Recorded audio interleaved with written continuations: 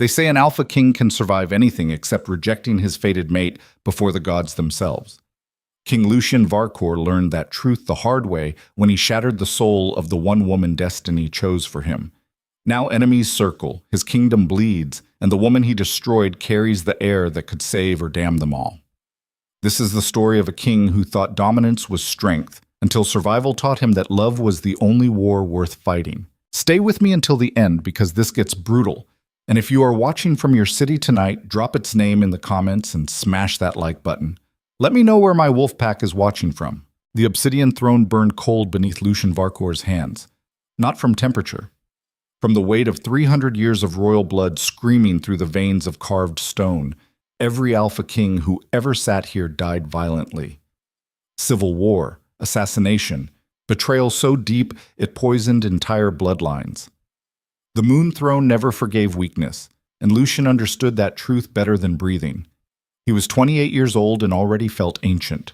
The great hall stretched before him like a cathedral built for carnage. Silver torches blazed against black marble pillars that rose into shadows thick enough to drown in. Velvet banners the color of old wounds hung from iron chains. The floor gleamed with polish applied by servants who would not meet his eyes. Wolves lined every staircase. Nobles crowded the gallery above. Foreign ambassadors watched from alcoves draped in their kingdom's colors. Everyone waited for the blood ascension ceremony to begin.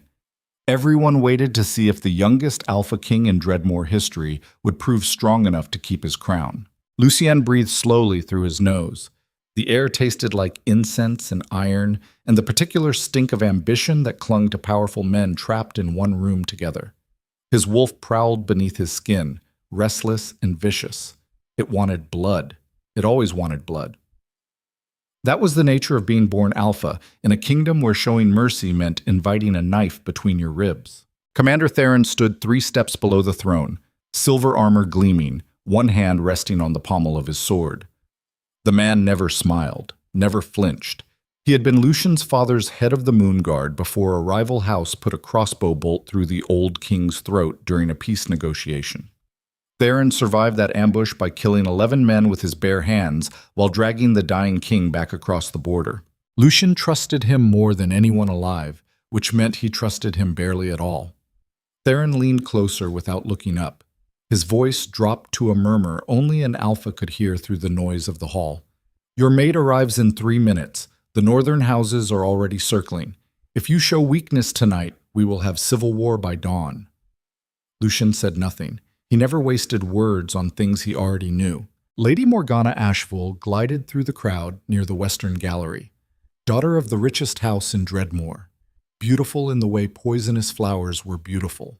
She wore black silk that cost more than a village could earn in 5 years.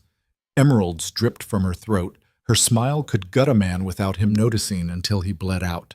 She was one of 7 noble women who expected Lucien to choose her as queen instead of the fated mate destiny had cursed him with.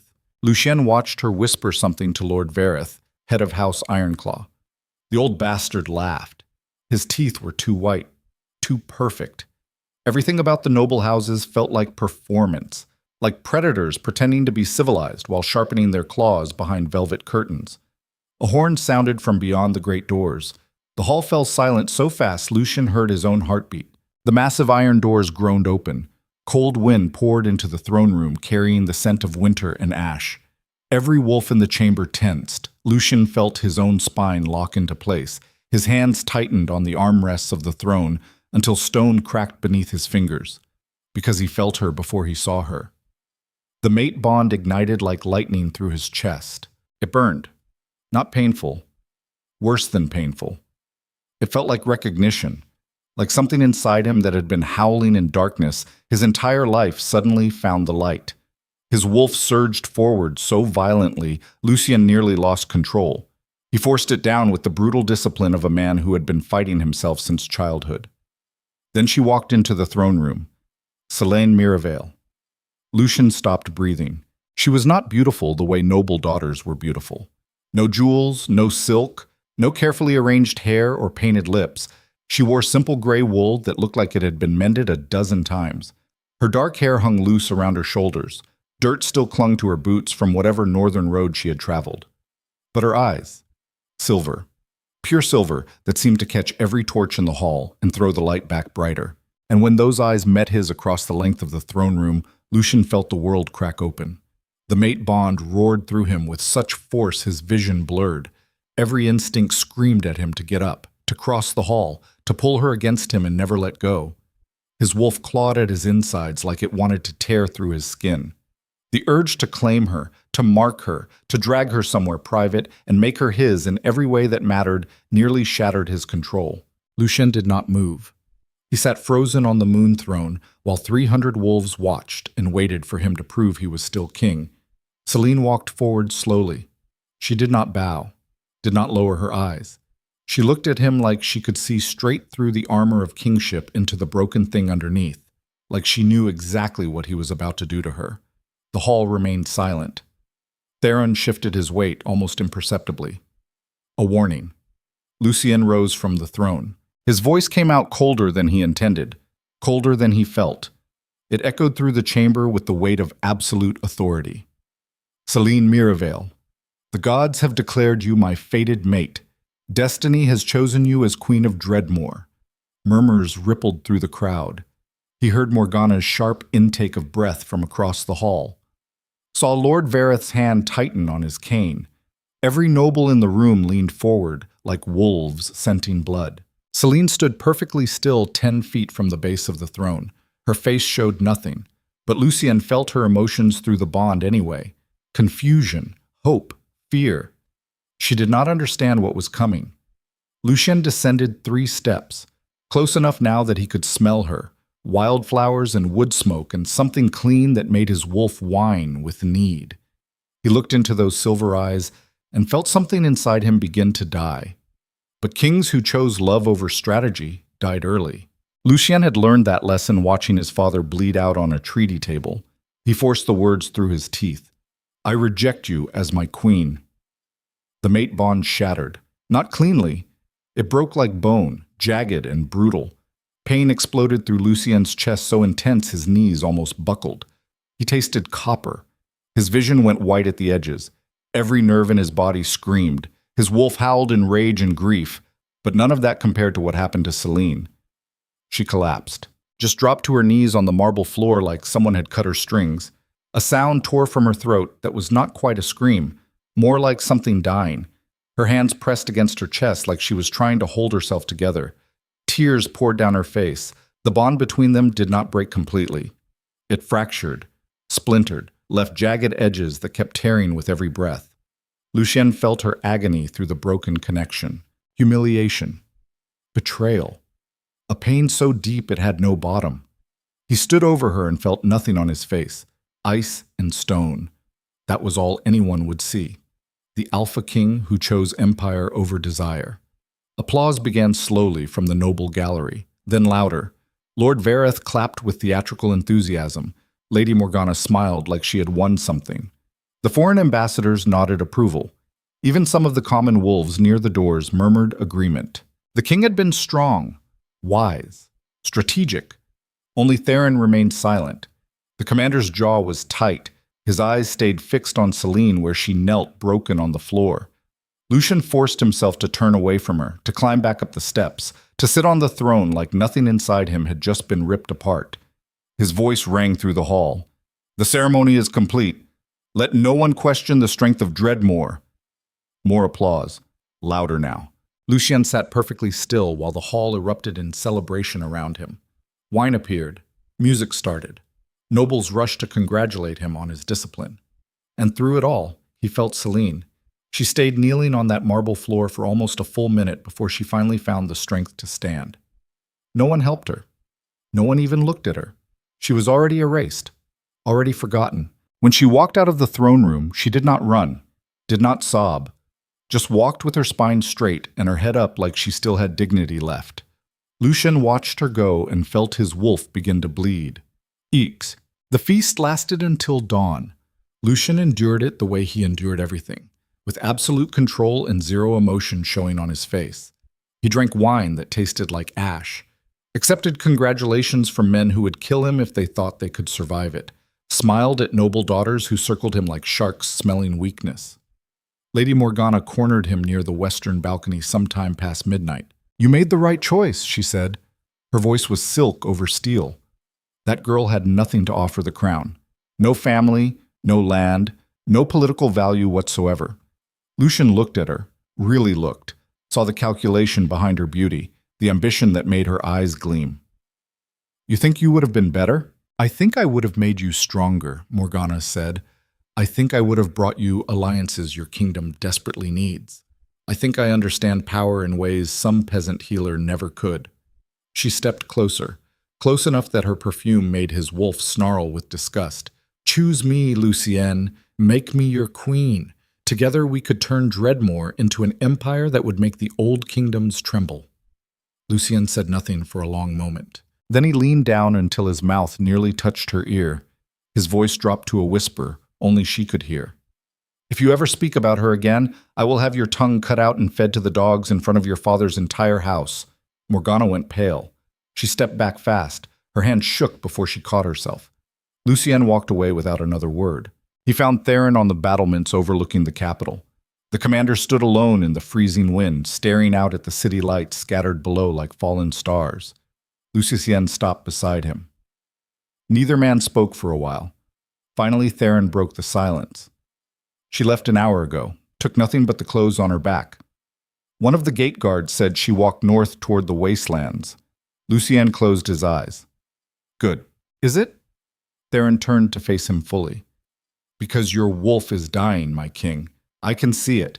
Every alpha in that hall can see it. I will survive." "Will you?" Theron's voice was flat, brutal. "I have seen rejected bonds before. They drive men insane, turn them into monsters. Your father told me once that dominance without purpose is just violence wearing a crown. My father died because he was weak." "Your father died because he trusted the wrong people," Theron said quietly. "But he loved your mother until his last breath, and that love made him a better king than fear ever could." Lucien opened his eyes and looked at his commander. His voice came out raw. "Love is a luxury I cannot afford." "Then what can you afford?" Lucien stared out at the kingdom below. Thousands of lives depending on him to stay strong, to stay ruthless, to never show the kind of weakness that invited war. "Survival," he said. "That is all that matters." Theron shook his head slowly. "You just destroyed the one person who could have made survival feel like living." The commander walked away, leaving Lucien alone on the battlements with the wind and his dying wolf. Basic. 3 months passed. Lucien buried himself in ruling. He crushed 2 attempted coups before they gained momentum, negotiated trade agreements with kingdoms that hated him, executed 3 traitors in the palace courtyard to remind everyone what disloyalty cost. He worked 18-hour days, slept 4 hours a night, trained until his knuckles bled, anything to avoid feeling the broken bond. But it never stopped. Every night he felt Selene through the fractured connection. Loneliness, cold, hunger, fear. She was suffering, and Lucien could do nothing but endure it. His wolf became uncontrollable. 3 servants quit after he nearly killed one for dropping a tray. 2 guards ended up in the infirmary after sparring sessions went too far. Even Theron started watching him like he was a blade about to snap. The noble houses noticed. Lord Vareth began holding private meetings with other lords. Foreign kingdoms sent spies disguised as diplomats. Whispers of instability spread through the capital like disease. The strong young king was cracking, and in the world of wolves, cracks meant death. Lucien stood in the throne room alone one night when Theron found him. The commander carried a letter sealed with black wax. "This came from the northern territories," Theron said. He hesitated before handing it over. "It is about her." Lucien's hand shot out so fast it was barely human. He tore the letter open. The words blurred. He read them 3 times before they made sense. Then the world stopped. Selene was pregnant. The broken bond suddenly made terrible sense. The constant nausea he felt, the exhaustion, the strange vulnerability that had been bleeding through their fractured connection. She carried his heir, and she was alone in the wastelands where the weakest wolves went to die. Lucien looked up at Theron. His voice came out dead. "Who else knows?" "Everyone," Theron said quietly. "The letter came from a merchant who recognized her. He sold the information to 3 kingdoms before I could stop him. Every enemy you have ever made now knows the rejected queen carries the future of Dreadmore in her womb. Lucien felt something break open inside him that had nothing to do with the mate bond. It was fear, pure, absolute, paralyzing fear. Not fear of dying. He had made peace with his own death years ago. Fear of losing her before he could fix what he had destroyed. Where is she? I do not know, Theron admitted. The merchant said she was last seen near the ruins of Velmora, but that was weeks ago. She could be anywhere by now. Lucien moved before conscious thought. He crossed the throne room in long strides. Theron followed. My king, where are you going? To find her. You cannot just leave the capital, Theron said. The kingdom is unstable. Your enemies will see weakness. The noble houses will... I do not care. Lucien stopped at the base of the throne, turned, looked at the man who had served his family for 30 years. I rejected her to save the kingdom. Now the kingdom wants her dead because I was too much of a coward to claim her when it mattered. So tell me, Commander, what exactly did my strength accomplish? Theron said nothing. Lucien started walking again. Hold the capital. Kill anyone who tries to take the throne. I will return when I find her. And if you do not return? Then burn the palace to the ground, Lucien said over his shoulder. Because a kingdom that demands a king sacrifice his soul to wear a crown deserves neither. He walked out of Blackthorn Palace without looking back. Behind him, the moon throne sat empty for the first time in 300 years. Lucien traveled alone. No royal escort, no banners, no crown, just a wolf and the scent of his dying mate somewhere beyond the horizon. He crossed into the northern wastelands on foot. The territories here were abandoned, forgotten, left to rot after the last civil war burned through them like plague. Buildings stood hollow, wells ran dry. The few wolves who still survived here lived like ghosts. Lucien saw things he had never seen from the throne. Children with ribs showing through their skin. Women trading their bodies for bread. Men too broken to even raise their eyes when he passed. This was his kingdom. These were his people. And he had never known they existed. Something began to change in him as he walked deeper into the wasteland. The armor of kingship started to crack. He saw himself reflected in the hollow eyes of the starving, recognized his own violence in the scars covering refugees from wars he had waged. Power looked different from down here. From the throne, strength meant dominance, control, the ability to make men fear you. But standing in the ruins of villages his wars had destroyed, Lucien began to understand something darker. Empires did not collapse because rulers lacked power.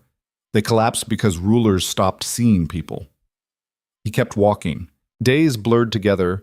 He slept in abandoned buildings, ate what he could hunt, spoke to no one. The broken bond pulled him north like a compass made of pain. He was 2 weeks into the wasteland when he found the first body. Male wolf, mid-30s, throat torn out.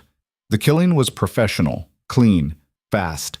Lucien crouched beside the corpse, inhaled. The scent told him everything. Assassins, royal trained, sent from one of the southern kingdoms. They were hunting Selene. Lucien stood slowly. His wolf surged forward with such violence his bones began to crack. He forced the shift halfway. Just enough that his eyes went black and his claws extended. Then he started tracking.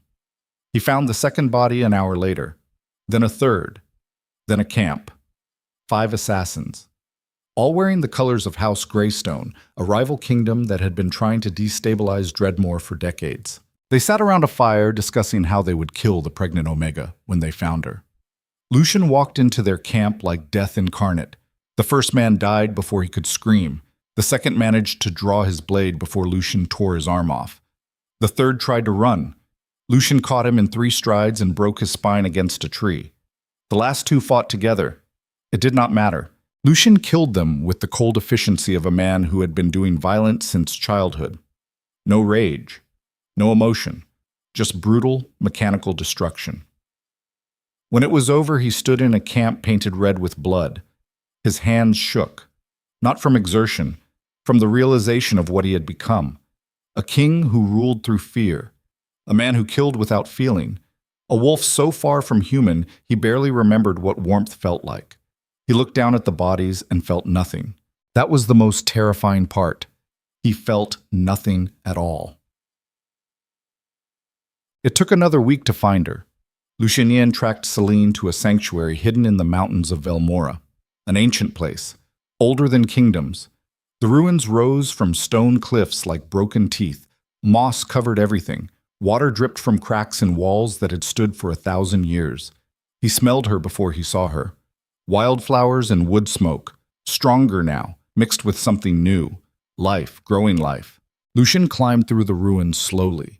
His heart hammered. His wolf whined and clawed and begged. Everything inside him screamed to run to her, to throw himself at her feet and beg forgiveness. But when he finally found her, he stopped cold. Selene stood in the center of a circular chamber open to the sky. She was older, thinner. Her face carried new lines around her eyes. Her hands rested protectively over the small swell of her stomach. But it was her eyes that stopped him. No warmth. No love. No trace of the bond that once connected them. Only survival. She looked at him the way prey looked at predators. Lucien took one step forward. Selene took one step back. His voice cracked when he spoke. "Selene, you rejected me before the world," she said quietly. Her voice was steady, cold. "Now the world wants me dead because I carried your name." Every word hit him like a blade. "I was wrong." "Wrong?" Selene laughed. The sound was broken glass. "You destroyed me in front of hundreds of wolves. You made me believe I was worthless. You threw me away like garbage. And now you come here and say you were wrong?" "Yes." Selene shook her head. Her hand moved protectively over her stomach. "I do not forgive you. I am not asking for forgiveness," Lucien said. "I am asking for a chance to protect you. I do not need your protection. You are being hunted by every kingdom in the realm." "Because of you," Selene snapped. "Because you made me a target. I was safe before you rejected me. I was invisible. Now I am the exiled queen carrying the heir to Dreadmore. Every assassin in the world knows my name." Lucien had no answer for that. Because she was right. He had destroyed her trying to save his kingdom. Now his kingdom was trying to destroy her. "I cannot undo what I did," he said quietly. "But I can stand between you and the world. I can—" Selene cut him off. "You can leave. That is what you can do. I do not want you here." The broken bond flared with her pain. Lucien felt it rip through him. But underneath the pain, he felt something else. Fear. She was terrified. Not of him. Of the future. Of raising a child alone. Of dying before the baby was born. Lucien dropped to one knee before her. Not as a king. As a man who had nothing left to lose. "I was taught a crown mattered more than love," he said. His voice was raw. Honest. More honest than he had been in years. "But the throne never bled when I lost it. You did. And I have spent every night since then feeling your pain through the bond. Feeling you suffer because I was too weak to choose you." Selene's eyes glistened. "Do not do this. I am not asking you to forgive me. I'm not asking you to love me again. I'm just asking you to let me fix what I broke. You cannot fix this, Lucien. Some things are—" Horns echoed through the mountains. Distant. Getting closer. Selene's face went white. Lucien rose fast.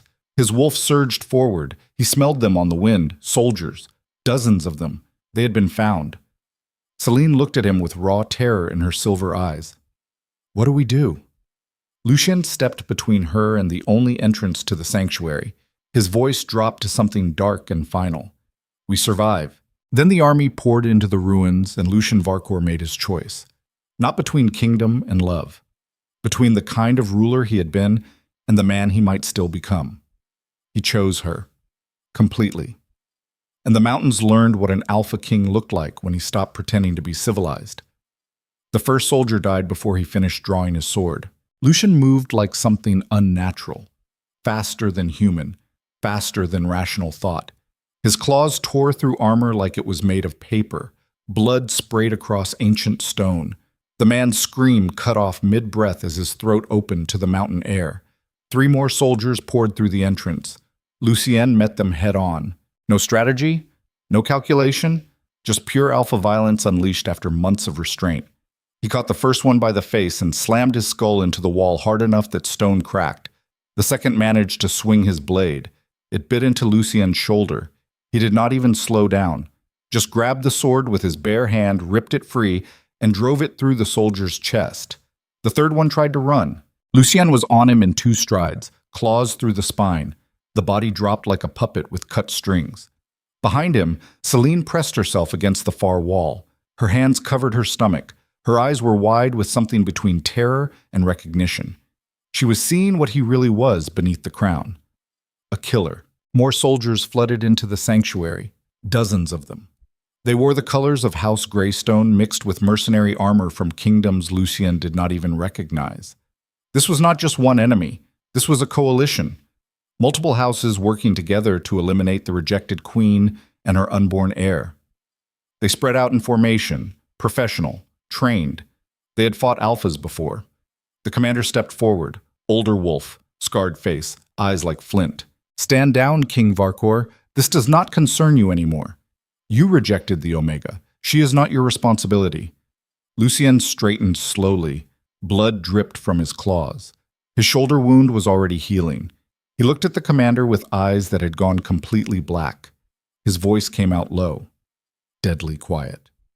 "If you want her, you will have to go through me."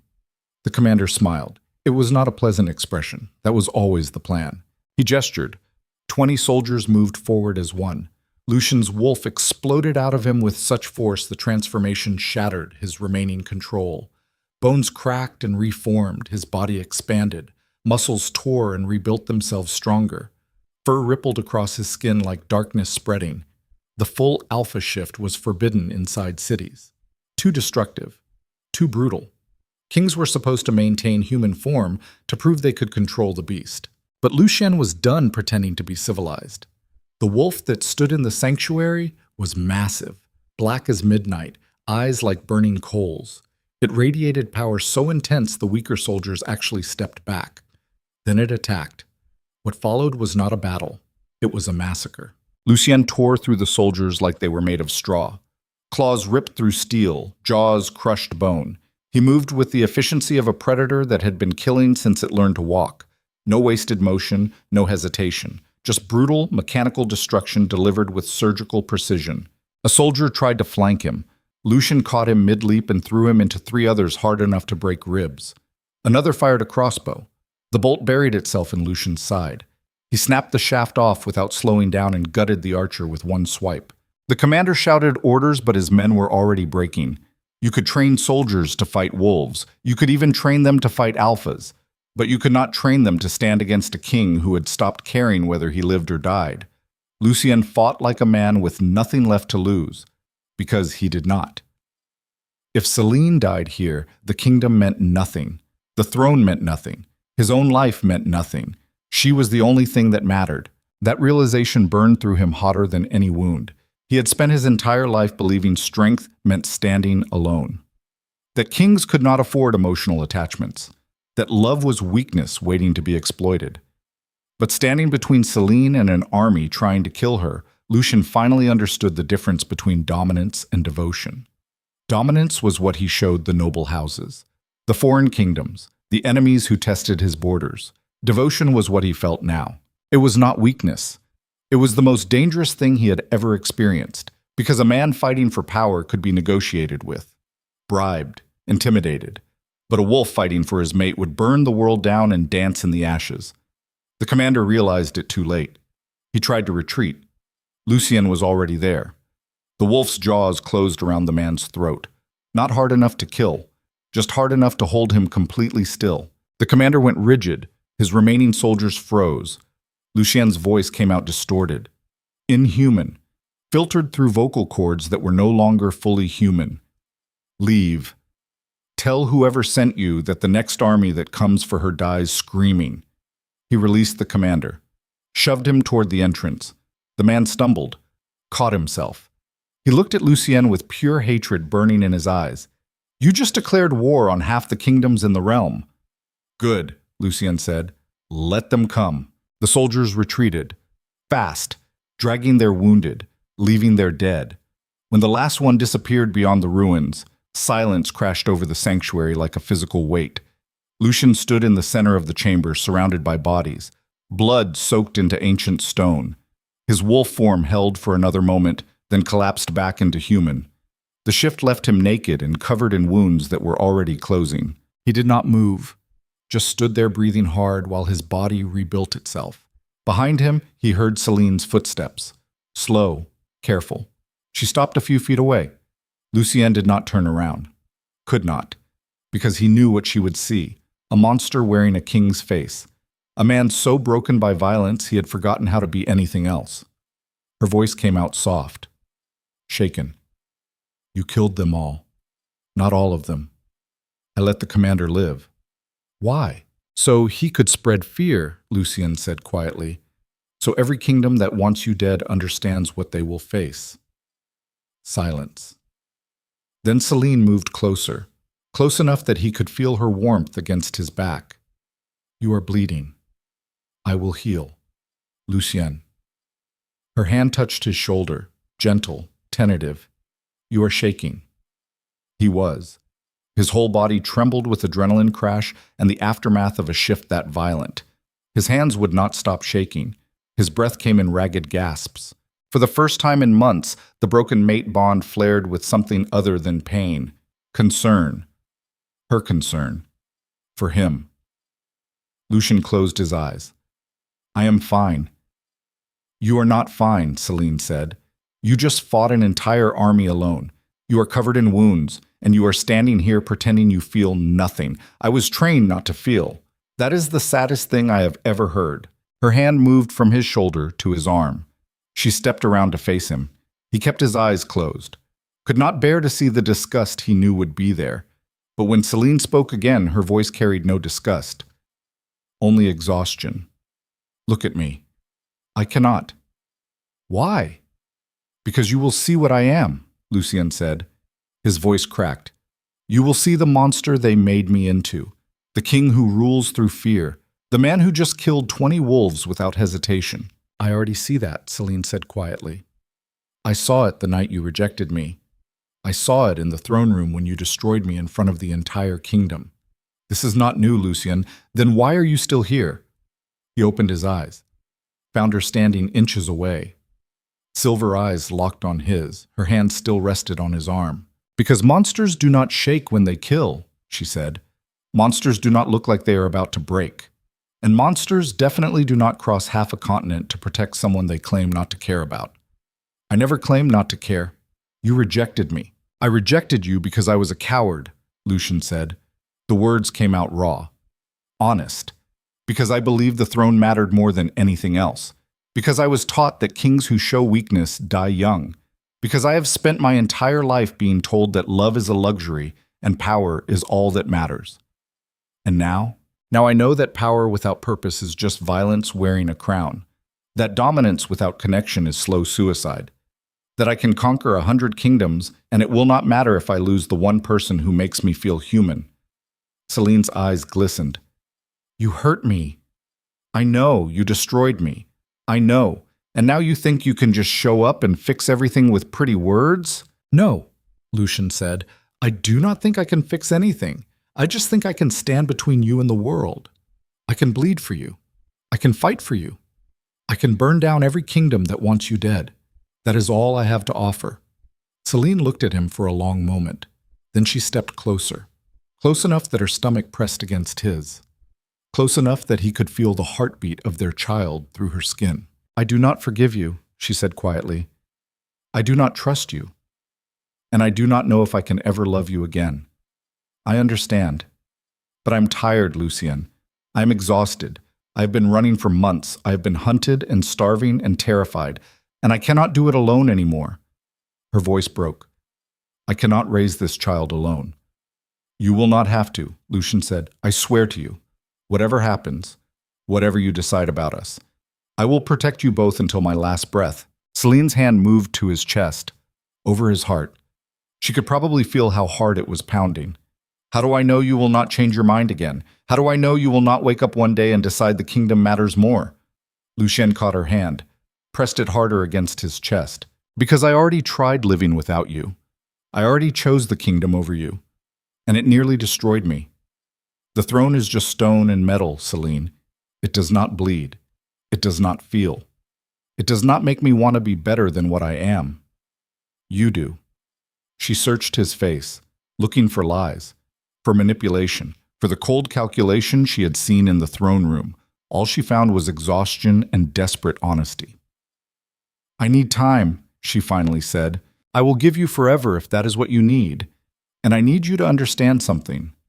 She looked directly into his eyes. If you hurt me again, I will not survive it. I barely survived the first time. The second time will kill me. Then I will spend every day making sure there is no second time. Selene pulled her hand away, stepped back. Her arms wrapped protectively around her stomach. There is blood everywhere, bodies. We cannot stay here.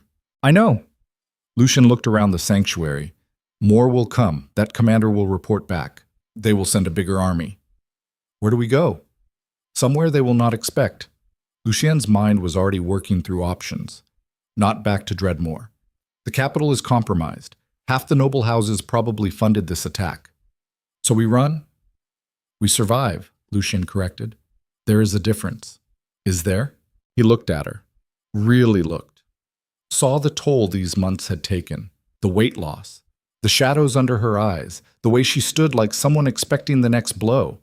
Running is what you do when you are prey, he said quietly. Surviving is what you do when you refuse to be hunted anymore. We are done running, Selene. Now we fight back. Against who? She gestured at the bodies. You just declared war on multiple kingdoms. How exactly do we fight that? The same way we survive everything else. One step at a time, one battle at a time, one breath at a time. That is not a plan. No, Lucien admitted. It is just the truth.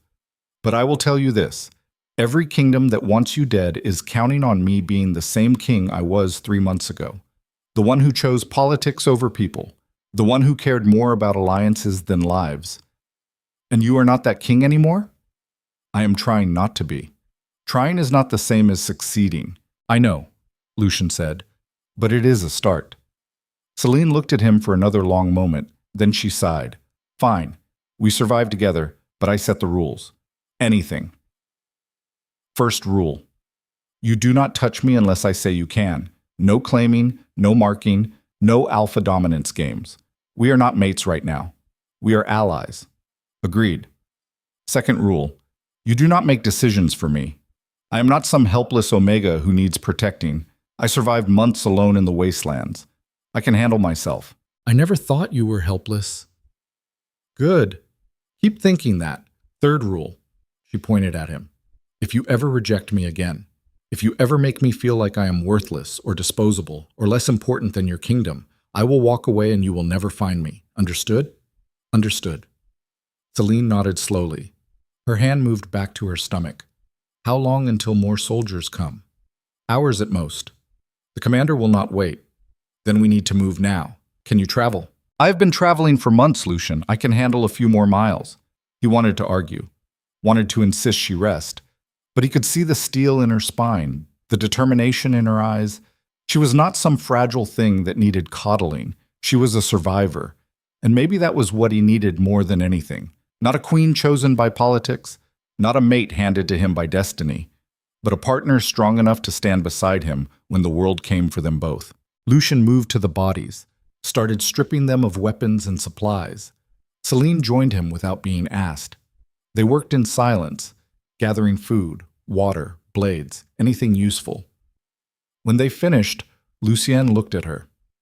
There is a network of safe houses in the Eastern Territories, old resistance hideouts from the last Civil War. If we can reach them, we can disappear for a while. How far? 3 days hard travel, maybe 4 with rest. And after that? Lucien did not have an answer for that, because the truth was he had no plan beyond keeping her alive. No strategy for taking on multiple kingdoms. No idea how to protect an unborn heir when half the realm wanted it dead. For the first time in his life, the Alpha King was flying blind, and somehow that felt more honest than anything he had done in years. We figure it out as we go, he finally said. Selene almost smiled. It was small, broken, but real. That is a terrible plan. I know. We are probably going to die. Probably. She adjusted the pack over her shoulders, met his eyes. Let us go then. If we are going to die, I would rather do it moving than standing still. They left the sanctuary together, two wolves against an empire. No army, no allies, no throne to hide behind. Just survival and the fragile possibility that maybe, if they fought hard enough, they could become something other than what the world expected. The Eastern Territories were worse than the wastelands. Lucien had known they would be. These lands had been battlegrounds during the civil war that put him on the throne. Entire villages burned, fields salted, wells poisoned, the survivors fled or died. What remained was a graveyard disguised as landscape. They traveled mostly at night, slept in caves and abandoned buildings during the day. Lucien hunted when he could, rationed their supplies when he could not. Selene never complained, never asked to slow down. She just kept moving with grim determination, but he could feel her exhaustion through the broken bond. Every step cost her more than she admitted. On the second night, they stopped in the ruins of what used to be a farming village. Stone foundations marked where houses once stood. A well sat dry in the center of the square. Charred wood still clung to some of the support beams. Selene sank down against a crumbling wall, her hand pressed against her lower back. Lucien watched her from across the square. His wolf whined, wanted to go to her, wanted to make her comfortable, wanted to ease the pain he could feel radiating through their connection, but he had promised not to touch her without permission, so he stayed where he was. "You need rest," he finally said. "I am fine. You are lying." Selene looked at him. Even exhausted, those silver eyes cut through him. "Maybe I am, but we do not have time for rest. You said yourself more soldiers are coming. They will not find us here." "How do you know?" "Because I grew up fighting in these territories. I know every hidden trail, every cave, every place the maps do not show." Selene studied him. There was something different in her expression now. Not quite trust, but curiosity. "You fought here?" "During the Civil War, yes. My father was already dying. The noble houses were tearing each other apart. I was 17 and trying to hold an army together with nothing but rage and desperation." "Did you win?" "Obviously. I am sitting here talking to you. That is not what I asked." Lucien was quiet for a moment. He looked at the ruins around them. "I won the war," he said slowly, "but I'm not sure anyone actually wins civil war. You just survive it and call that victory." Selene's expression softened slightly. "How many did you lose?" "Too many to count. Friends, soldiers who trusted me, entire villages that backed the wrong side and paid for it." "Is that why you are so afraid of weakness? Because you lost people?" "No. I am afraid of weakness because weakness is what gets people killed. I watched my father bleed out on a treaty table because he trusted the wrong man, watched entire armies fall apart because their leaders hesitated at the wrong moment. Weakness is not noble, Selene, it is dangerous. And love is weakness? Love is distraction. Love makes you hesitate, makes you choose one person over thousands." She held his gaze. "Is that why you rejected me? Because I was a distraction?" "Yes." "Do you still think that?" Lucien looked at her for a long time before answering. "I think I was wrong about what strength means. I thought it meant standing alone, making hard choices without emotion, ruling through fear instead of connection. And now? Now I think real strength is admitting when you are wrong, fighting for something other than power, choosing connection even when it makes you vulnerable." Selene's hand moved to her stomach again. "You are changing. I am trying." "Trying is not enough," she said quietly. "You hurt me, Lucien. You broke something inside me that I am not sure can be fixed. And now you expect me to believe you are different because you fought some soldiers and said pretty words?" "No, I do not expect you to believe anything. I just expect you to watch, to see whether my actions match my words. And if they do not, then you leave. Like you said. And I spend the rest of my life knowing I destroyed the only good thing I ever had twice." Silence fell between them. Somewhere in the distance, a wolf howled. The sound echoed through the ruins like a ghost. Selene stood slowly, winced. Her hand went to her back again. Lucien was on his feet immediately. "You are hurt." "I am pregnant," she corrected. "My back hurts. My feet hurt. Everything hurts. That is what happens when you carry another life inside you while running for yours." "Let me help." "How?"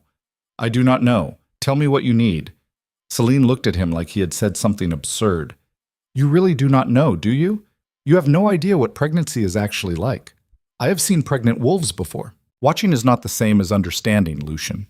You do not feel the constant nausea, the exhaustion that never ends, the way your own body stops being yours because it is too busy building someone else. So tell me, help me understand. She laughed. It was bitter. Why? So you can fix it? So you can make it better with some grand gesture? No. So I can stop being useless. That stopped her. She looked at him with something almost like surprise. You think you are useless? I know I am. I have spent my entire life learning how to rule, how to fight, how to dominate. But none of that matters here. You need things I do not know how to give. Comfort, patience, gentleness. And I have no idea how to be any of those things. Selene's expression shifted. The anger drained out of her slowly. You could start by not treating me like I am about to break. You are in pain, yes. And I have been in pain for months. I will probably be in pain for months more. But I am still here, still fighting, still surviving. So stop looking at me like I am fragile. Lucien nodded slowly. What do you need right now? Rest, real rest. Somewhere warm where I do not have to watch for enemies. There is a safe house half a day from here. We can reach it by dawn. Can you promise it is safe? No, Lucien admitted. I cannot promise anything, but it is better than ruins. Selene considered this, then nodded. We leave in an hour. I need to rest first. Take the time you need. She slid back down against the wall, closed her eyes. Lucien stayed on the opposite side of the square, watching, waiting. His wolf paced restlessly inside him. After a few minutes, Selene spoke without opening her eyes. You can sit closer. I am not going to break just from proximity. Are you sure? No, but I'm tired of being alone. Lucien moved slowly, sat down against the same wall, close enough to feel her warmth, far enough that they were not touching. They sat in silence while the night settled around them. Eventually, Selene's breathing evened out. She had fallen asleep. Lucien stayed awake, watching the darkness, listening for danger. His hand rested on the ground between them, inches from hers. He did not close the distance. Some things could not be rushed. Some things had to be earned. Patient. The safe house was exactly as Lucien remembered it, half buried in a hillside, camouflaged with moss and rock. A single room with a fireplace, a bedroll, and supplies cached in sealed containers. It was not much, but it was shelter. Selene collapsed onto the bedroll the moment they arrived. She was asleep before Lucien even got the fire started. He sat near the entrance, watching her sleep. The firelight caught the silver in her hair, made her look younger, more vulnerable than she acted. The broken mate bond pulsed between them, weaker now, frayed almost to nothing, but still there. Lucien wondered what would happen if it broke completely, if rejecting her had damaged it beyond repair. Some wolves never recovered from broken bonds. They went mad, turned feral, lost the part of themselves that made them more than animal. He could feel it starting in himself. The edges of his control were crumbling. His wolf was harder to restrain every day. Violence came easier. Mercy came harder. He was becoming the monster the throne demanded, unless he could find a way back. Movement at the entrance made him tense. A figure stood silhouetted against the dawn light. Lucien had his claws out before conscious thought. His wolf surged forward, ready to kill. Then he caught the scent. Theron. The commander stepped into the safe house slowly, hands visible, no weapons drawn. Lucien forced his wolf down. Barely. How did you find me?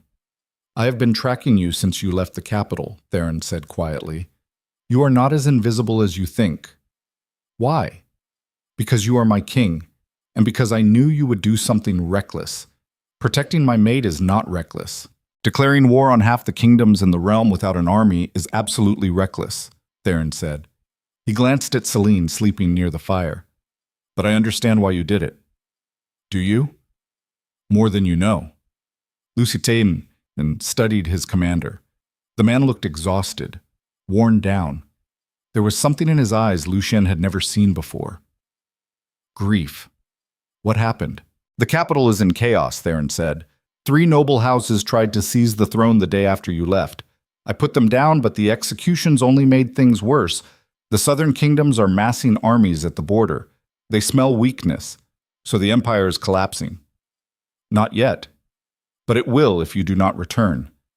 I am not returning. Theron's jaw tightened. You are the king. I am a wolf protecting his mate, Lucien said. The kingdom can survive without me. It has before. Not like this. Not when every enemy you have ever made sees an opportunity. Let them come. You cannot fight an empire alone, Lucien. Watch me. Theron shook his head slowly. Your father said the same thing once, right before he died. That stopped Lucien cold. The commander moved closer, lowered his voice so as not to wake Selene.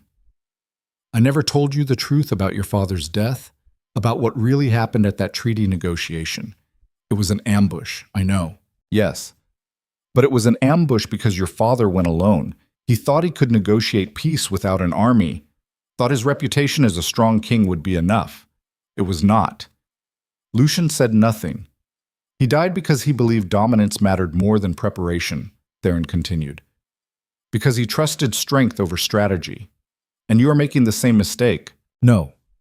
Lucien met his eyes. I am making the opposite mistake. My father died for the kingdom.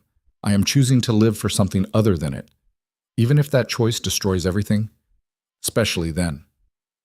Theron looked at him for a long moment, then sighed. You really love her. It was not a question. Lucien glanced at Selene, watched her breathe.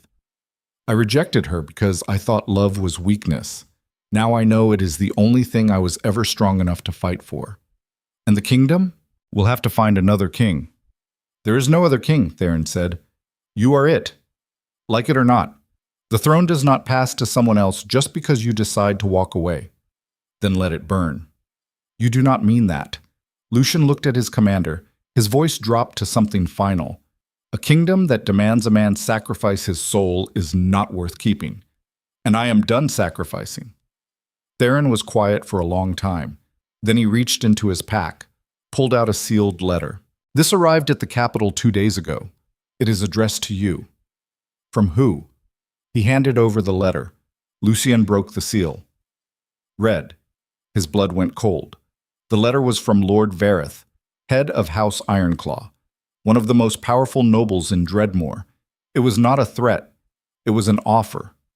Vareth knew about Selene, knew about the child, and he was offering protection, safety, resources. In exchange for one thing, the throne, Lucien would abdicate, name Vareth as his successor. In return, Selene and the child would be hidden, protected, allowed to live in peace far from the capital. All Lucien had to do was give up the crown. He read the letter twice, then looked at Theron. Did you know about this? I suspected. Vareth has been consolidating power since you left, and you think I should accept. I think you should consider it, Theron said carefully. This is a way out. For both of you. You get to keep her alive. The kingdom gets a stable ruler. Everyone wins. Except the kingdom gets handed to a man who will turn it into an aristocratic nightmare. Maybe. Or maybe Vareth will surprise you. He will not. Lucien crumpled the letter, threw it into the fire. I am not giving him the throne. Then what is your plan?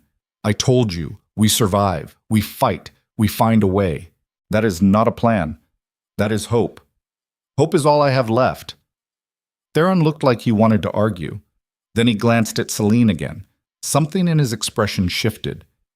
She is stronger than she looks. I know. Do you? Because from where I am standing, you are treating her like something fragile, like she needs saving. She does need saving. The entire realm wants her dead. And yet she survived months alone before you found her, Theron said. Maybe what she needs is not a savior. Maybe she needs a partner. Lucien had no answer for that. The commander stood. I'm going back to the capital. Someone has to hold things together while you figure out what kind of king you want to be. I'm not going back. I know. But when you're ready, when you have done whatever you need to do out here, the throne will still be waiting, and so will I. Theron turned to leave. Lucien stopped him. Why are you still loyal to me? After everything. After I abandoned the kingdom. Why stay?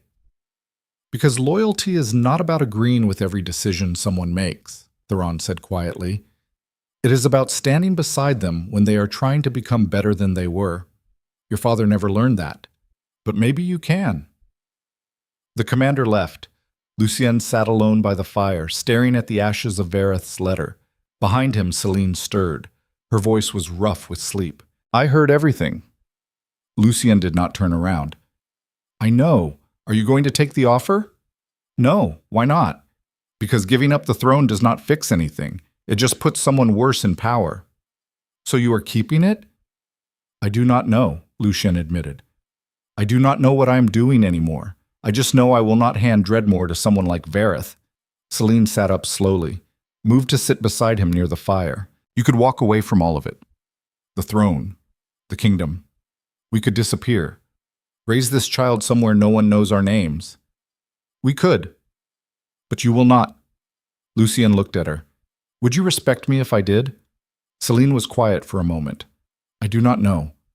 Part of me wants you to choose us over everything else, to prove that we matter more than power. And the other part? The other part knows that running is not the same as surviving, that hiding is not the same as living, and that the man I am starting to see beneath the king would never forgive himself for abandoning people who need him. Lucien stared into the fire. I do not know how to be both, the king they need and the man you deserve. Maybe you do not have to be, Selene said quietly. Maybe you just have to figure out how to be yourself. And let the rest work itself out. What if myself is not enough? Then we find a way to make it enough. She reached out slowly. Her hand covered his. It was the first time she had initiated contact since he found her. Lucien froze. His wolf went completely still. I am not saying I forgive you, Selene said. I am not saying I trust you, but I am saying I see you trying, and maybe that is enough for now. Lucien looked down at their joined hands. What happens next? I do not know. But we figure it out together. No more running, no more hiding. We face whatever comes. Even if what comes is an empire? Especially then. Lucien turned his hand over, laced his fingers through hers. The broken mate bond flared, not healed, but not dying anymore either, just holding on. They had 3 days of peace before the world found them again. 3 days where Selene slept without nightmares, where Lucien learned how to be gentle instead of dominant, where they existed in a fragile bubble that felt almost like safety. It was the kind of peace that made you forget how quickly everything could shatter. The attack came at dawn. Not soldiers this time. Worse. Wolves. Lucien smelled them before he heard them. His eyes snapped open in the pre-dawn darkness. Every instinct screamed danger. He was on his feet before conscious thought, moving to where Selene slept. His hand covered her mouth gently. Her eyes flew open. He saw the flash of panic before recognition settled in. His voice was barely a whisper. We have company. Stay quiet. How many? At least 20, maybe more. She was already moving, gathering their supplies with practiced efficiency. No panic, no wasted motion, just the cold competence of someone who had survived too long to freeze when danger arrived.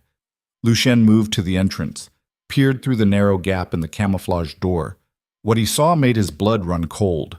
The wolves surrounding the safe house wore no colors, no identifying marks, but their formation was military, professional. They had tracked them here with precision that spoke of inside knowledge.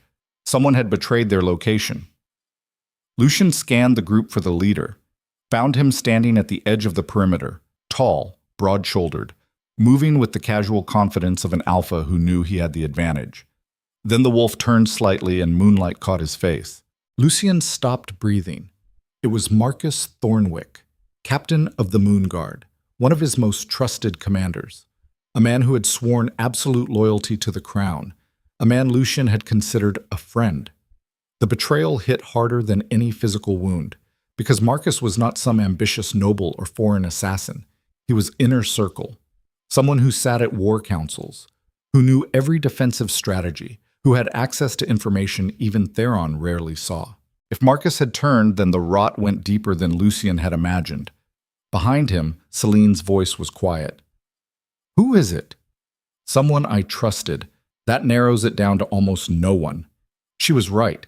Trust was a currency Lucien rarely spent, which made this betrayal cut deeper. He moved back from the entrance. His mind was already calculating options. The safe house had one exit, no windows, no secondary tunnel. They had intentionally chosen a defensible position. Now that choice had trapped them. Selene saw it in his face. There is no way out, is there? Not without fighting through 20 wolves. Can you do that? Lucien looked at her, at the small swell of her stomach barely visible beneath her cloak, at the exhaustion still shadowing her eyes despite 3 days of rest. Not while protecting you. The truth was brutal but necessary. In an open fight, Lucien could probably take half of them before numbers overwhelmed him. But protecting Selene while fighting meant divided attention, hesitation, weakness. And in a battle against trained soldiers, weakness meant death. So we negotiate, Selene said. With what? We have nothing they want except you. Then we give them me. No. The word came out too fast, too sharp. Lucien forced himself to breathe.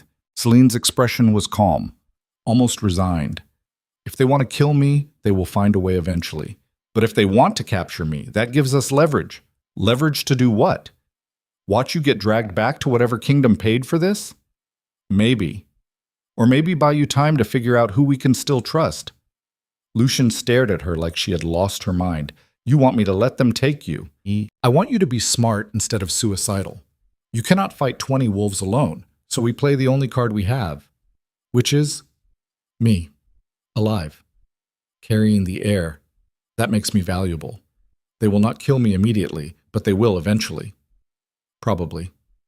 So you better work fast. Lucien's wolf snarled with rage.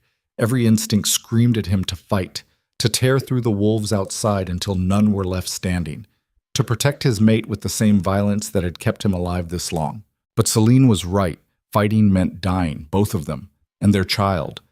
The realization hollowed him out, because this was the impossible choice he had spent his entire life avoiding, the moment where dominance was not enough, where violence could not solve the problem, where the only way forward meant surrendering control. It meant trusting someone else to survive while he figured out how to save them. It meant being vulnerable. Outside, Marcus's voice cut through the dawn. King Varkor. I know you're in there. Come out and we can end this without more bloodshed. Lucien moved back to the entrance. His voice came out cold. You bring an army to my door and talk about avoiding bloodshed? That is insulting even for a traitor. Silence. Then Marcus laughed. The sound was bitter. Traitor. Is that what you think I am? What else would you call someone who betrays their king? I would call them pragmatic, Marcus said. You abandoned the throne, Lucien. You chose an omega over an empire. What did you expect? That we would all sit around waiting for you to remember you were king? I expect loyalty from men who swore it. Loyalty to what? A throne you do not want? A kingdom you left to burn? Marcus stepped closer to the safe house, close enough that Lucien could see his face clearly. You rejected your responsibilities, so someone else had to pick them up. Let me guess. Lord Vareth, among others. There are a lot of powerful people who think Dreadmore deserves better than a king who runs away the first time things get complicated. Lucien felt rage building in his chest, his claws extended. His wolf pushed against his control with savage intensity, but he forced it down, because losing control now meant losing everything. What do you want, Marcus? The same thing everyone wants. You back on the throne where you belong. That stopped Lucy Ishen. Selene moved beside him. Her voice was quiet. It is a trap, obviously. So why would he admit it? Because he thinks I will choose the kingdom over you, Lucien said. He thinks I am still the same king who rejected you the first time. Are you? Lucien looked at her, really looked, saw the fear she was hiding, the strength she was forcing into her spine, the way her hand rested protectively over their child. No, I am not. He turned back to the entrance, raised his voice. What are the terms? You come back to the capital, Marcus said. Take your throne. Rule like the king you are supposed to be. And her? She stays safe, protected, hidden somewhere the noble houses cannot touch her, until the child is born. Then what? Then the heir returns to the capital and takes their place in the line of succession, while Selene disappears. She was never supposed to be queen anyway. You rejected her. This just makes it official. Lucien heard Selene's sharp intake of breath behind him, felt her pain through the broken bond like a knife between his ribs. Because Marcus was not wrong. This was exactly what the noble houses wanted. The king back on the throne, the inconvenient Omega erased from history, the bloodline secured without the political complications of a low-born queen. It was the smart choice, the strategic choice, the choice Lucien would have made 3 months ago without hesitation. But 3 months ago, he believed power was the only thing that mattered, that dominance meant strength, that sacrifice was noble when it served the empire. Now he understood something the throne had never taught him, that real power was not about control. It was about knowing what you could not afford to lose. And he had already lost Selene once by choosing strategy over soul. He would not make that mistake again. His voice came out flat. And if I refuse, then we take her by force, kill you, put someone else on the throne. The outcome is the same except you die. Your choice. Lucien looked at Selene again. She shook her head slowly, her eyes pleading. Do not do this. Do not trade yourself for me. One of us has to survive, so survive together. Fight, run, anything but this.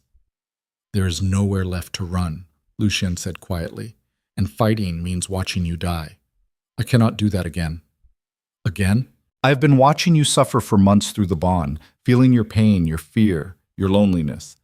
It has been killing me slowly. So no, I will not watch you die when I can prevent it. By giving up everything, by making sure our child has a mother. Selene's eyes filled with tears. Her voice cracked. What about a father? Lucien cupped her face gently. The first time he had touched her like this since finding her in the sanctuary. Kings die, Selene. It is what we do. But you survive. You have always survived. So that is what you're going to do now. He kissed her forehead, soft, gentle. Nothing like the dominant claiming kiss of an alpha toward his mate. This was goodbye. Then he pulled away before she could argue, moved to the entrance, pushed the door open, stepped outside alone. 20 wolves surrounded him instantly, weapons drawn, ready to kill if he made one wrong move. Lucien kept his hands visible. His voice carried across the clearing. I accept your terms. Take me back to the capital. Keep her safe. Marcus smiled. It did not reach his eyes. Smart choice, my king. But if anything happens to her, Lucien continued, his voice dropping to something deadly, I will burn the capital to ash and feed your corpses to the crows. Every single one of you. The smile vanished from Marcus's face. You are not in a position to make threats. No. But I am in a position to make promises, and I promise this. Touch her, harm her, even look at her wrong. And I will show you exactly what kind of monster they made me into. Silence fell over the clearing. Then Marcus gestured. 2 wolves moved toward the safe house entrance. Lucien's wolf exploded forward. He was in front of the door before they took 3 steps, claws out, eyes black, every inch of him radiating lethal intent. She stays in the safe house until I am gone.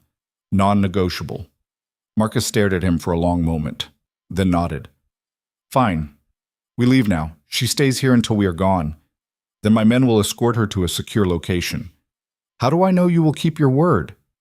You do not. But you do not have a choice either. Lucien looked back at the safe house one last time.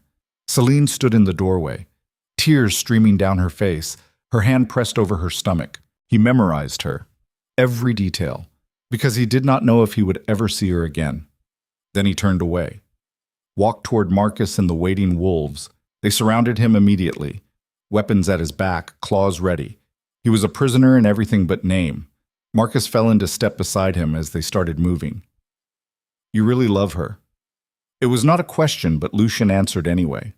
More than anything. Then you are weaker than I thought. No, I am stronger than you will ever understand. Marcus snorted. We will see. The capital has changed since you left. The noble houses are restless. Foreign kingdoms are circling. You think walking back to the throne will fix everything? I think it will buy time. For what? Lucien did not answer. Because the truth was he had no plan, no strategy, no brilliant scheme to save Selene and keep the kingdom intact. All he had was the desperate hope that giving himself up would keep her alive long enough for him to find another way. It was the most fragile plan he had ever made, and it relied entirely on trusting people who had already betrayed him once. They walked through the wasteland for hours. The sun rose behind them, cast long shadows across broken ground. Nobody spoke. The wolves around him maintained formation with military precision. It was not until they crested a ridge overlooking the main road that Lucien realized something was wrong. A convoy waited on the road below. 20 wagons, 100 soldiers, banners flying the colors of House Ironclaw, Lord Vareth's house.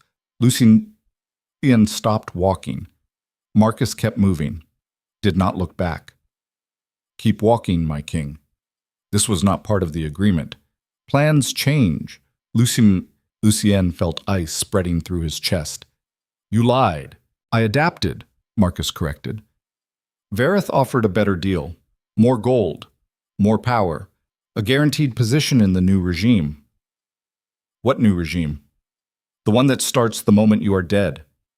Lucien's wolf surged forward. He shifted halfway, claws extending, fangs dropping, every muscle coiling to attack. Then he felt cold steel against his spine. 3 crossbows, aimed at his back, loaded with silver-tipped bolts. One move and they would fire. One move and he would die before completing the shift. Marcus turned to face him. His expression was almost apologetic. "I am sorry, Lucien. Truly. You were a good king, but you made the fatal mistake of thinking love was more important than power. Love is more important. To you, maybe. To the rest of us, power is all that matters. It is all that has ever mattered. And Selene?" Marcus's expression shifted. Something dark moved behind his eyes. "Already captured. My men took her the moment you left the safe house." The words hit Lucien like a physical blow. All the air left his lungs. The ground tilted beneath him. His wolf howled with rage and grief so intense it nearly broke his mind. Because he had believed Marcus, trusted that some shred of honor remained. He had been wrong. "You said you would keep her safe. I said a lot of things." Marcus shrugged. "Most of them were lies." "Welcome to politics." "Where is she?" "On her way to the capital. Vareth wants to make sure she delivers that heir before he decides what to do with her. If you harm her—" "You will do nothing," Marcus interrupted, "because you will be dead. Vareth sends his regards, by the way. He wanted me to tell you that weak kings do not deserve crowns." Lucien looked at the crossbows aimed at his spine, at the soldiers surrounding him, at the convoy waiting below that would carry his corpse back to be paraded as proof that the old king was gone. He had lost, not just the battle, everything. His throne, his mate, his child. All because he had tried to be something other than the monster the crown demanded. All because he had chosen love and believed it would be enough. The realization tasted like ash in his mouth. Because the world did not reward vulnerability. It did not respect compassion. It punished weakness with brutal efficiency and called it justice. Every lesson his father had beaten into him came flooding back. Every moment of training that taught him to bury emotion beneath ice. Every warning that love was a liability kings could not afford. They had all been right, and he had been a fool. Marcus raised his hand to signal the execution. Lucien closed his eyes. Not in acceptance, in fury, because if he was going to die, he would take as many of these bastards with him as possible. The silver bolts would kill him eventually, but he could shift fast enough to gut Marcus before the end. It would not save Selene, but it would feel good. His muscles coiled. His wolf gathered itself for one final attack. Then thunder cracked across the wasteland. Not thunder, hoofbeats, hundreds of them. Lucien's eyes snapped open. An army poured over the eastern ridge. Wolves on horseback, banners flying colors he did not recognize. They moved with the coordinated precision of professional soldiers who had done this 1,000 times before. And at their head rode a figure in silver armor that caught the dawn light like fire. Theron. The commander crashed into Marcus's forces like an avalanche of steel and fury. Blades flashed, blood sprayed across dead grass, wolves went down screaming. The ambush that was supposed to end with Lucien's execution turned into chaos within seconds. Marcus shouted orders, but his voice was lost in the thunder of combat. His men were scattered, disorganized, caught completely off guard by an attack they never saw coming. Theron drove straight for Lucien, cut down 3 soldiers without slowing his horse, reached down and hauled Lucien up behind him with one arm that felt like iron. They were moving before the crossbows could fire, riding hard toward the eastern ridge while chaos erupted behind them like a wildfire consuming dry wood. Lucien twisted to look back, saw Marcus screaming orders that no one could hear, saw the convoy below scrambling to respond, saw everything falling apart in real time. His voice came out hoarse. "How did you find me?" "I never stopped tracking you," Theron shouted over the thunder of hooves. "Did you really think I would let you die alone?" "Selene. They have Selene." "I know. That is where we are going. How do you know where they took her?" "Because I captured one of Marcus's scouts 2 days ago. He told me everything before I killed him." 2 days ago? You knew Marcus was going to betray me?" "I suspected." Theron's jaw was tight beneath his helm. "I just did not know when, or how deep the rot went." "Why did you not warn me?" "Because you would not have believed me. You needed to see it yourself." They crested the ridge. The army followed. 200 wolves. Maybe more. All wearing colors Lucien did not recognize, but carrying weapons that looked battle-tested and ready. He looked at Theron. "Whose army is this?" "Yours," Theron said simply. "Soldiers who stayed loyal when everyone else turned. Common wolves who believe you are worth fighting for. Refugees from the territories you thought had forgotten you, who decided you deserve a second chance." "Why?" "Because you are trying to be better than you were," Theron said. His voice carried weight that had nothing to do with volume. "And in a world full of kings who never change, that matters more than you know."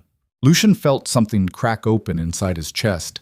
Not the mate bond, something deeper. Something he had not felt since before his father died. Hope. Fragile. Desperate. Probably foolish. But real. Where are they taking her? Blackthorn Palace. Vareth wants to hold her there until the child is born. Then he plans to execute you both publicly to solidify his claim to the throne. How long do we have? 3 days. Maybe 4 if we are lucky. Then we ride for the capital. Theron nodded. His expression was grim beneath the silver helm. You understand what this means? Going back means civil war. The noble houses will fight. Foreign kingdoms will see weakness and attack. Thousands will die before this is over. I know, and you are willing to pay that price?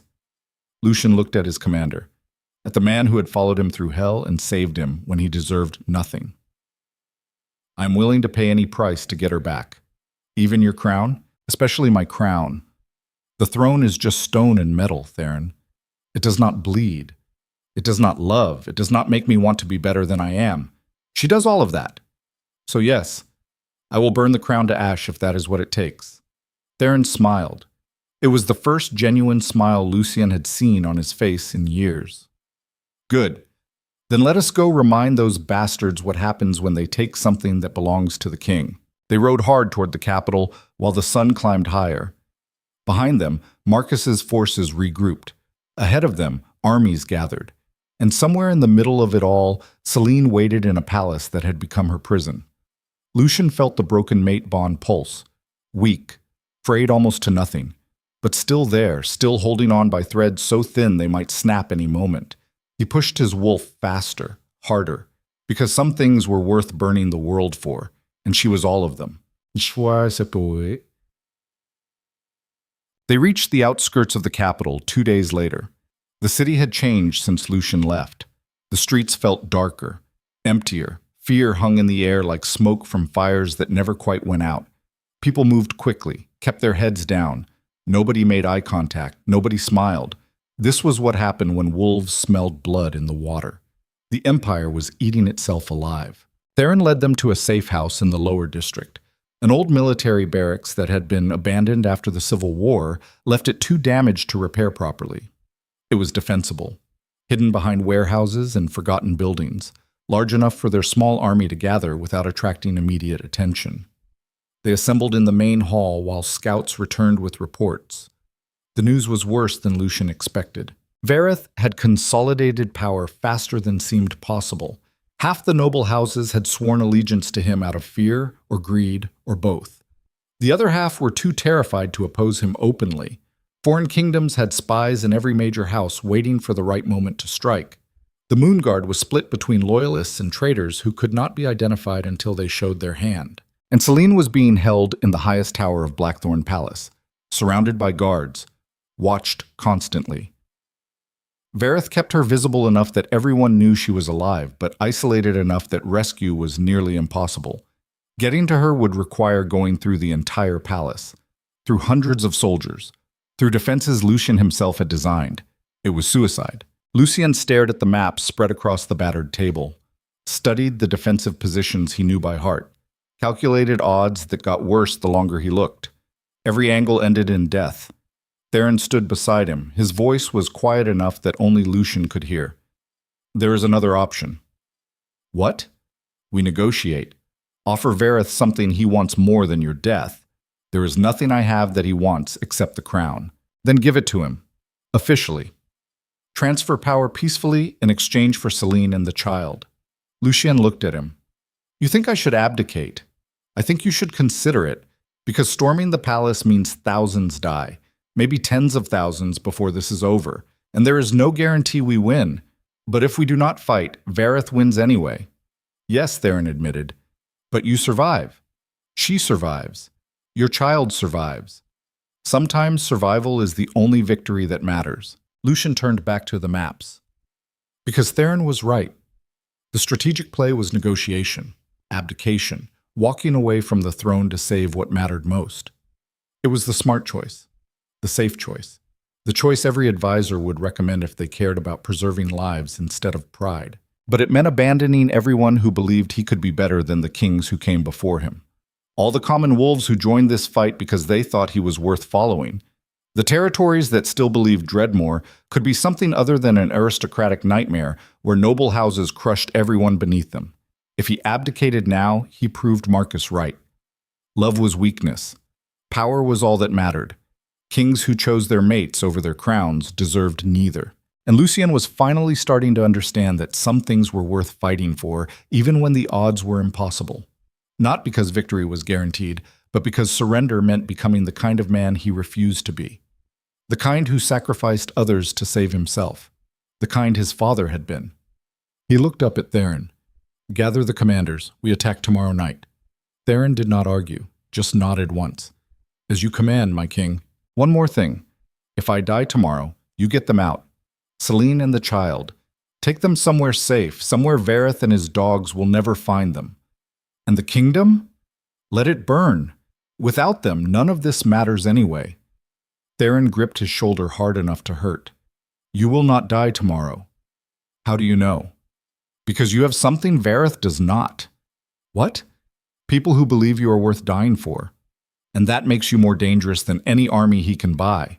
The commanders gathered as night fell. Wolves from a dozen different territories. Some were former soldiers. Others were refugees who learned to fight because survival demanded it. None of them wore fine armor or carried noble crests. They were the forgotten ones. The wolves the Empire had abandoned, and they had come to fight for a king who was trying not to abandon them back. Lucien laid out the plan. It was insane. Brutal. It relied on speed and violence and hitting the palace in 3 places simultaneously to divide their defenses. They would breach the eastern wall, while a second team created a diversion at the main gate. A third team would infiltrate through the old servant tunnels Lucien knew from childhood. If everything went perfectly, they might reach Selene before Vareth killed her. If anything went wrong, they would all die. It was the best plan he had, which said everything about how desperate their situation was. As the meeting broke up and wolves moved to prepare for battle, Lucien stood alone looking at the map of Blackthorn Palace spread before him like a prophecy of violence. His home, his prison, the place where he had rejected Selene and destroyed everything that mattered.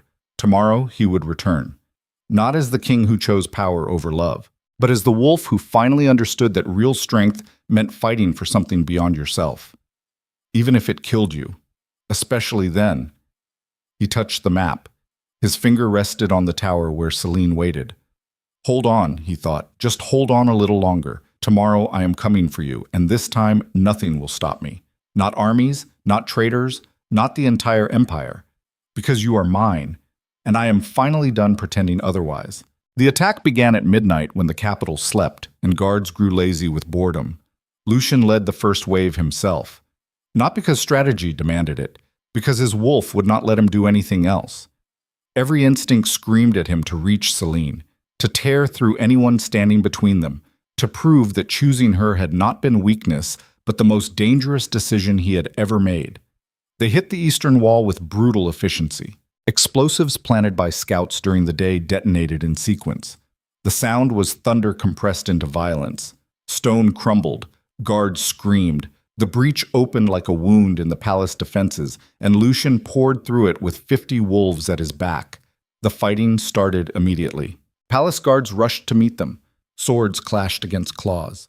Blood sprayed across marble floors that had been polished to mirror shine just hours before. Lucien moved through the chaos like something born from nightmare. His wolf was fully unleashed now. No restraint, no mercy. Just pure alpha violence delivered with surgical precision. He caught the first guard by the throat and threw him into 3 others hard enough to shatter ribs. Claws tore through armor like it was made of cloth. A blade came at him from the left. He caught it with his bare hand, ripped it free, and drove it through the attacker's chest in one smooth motion. Behind him, Theron fought with the cold efficiency of a man who had survived 30 years of war. His sword moved like liquid silver.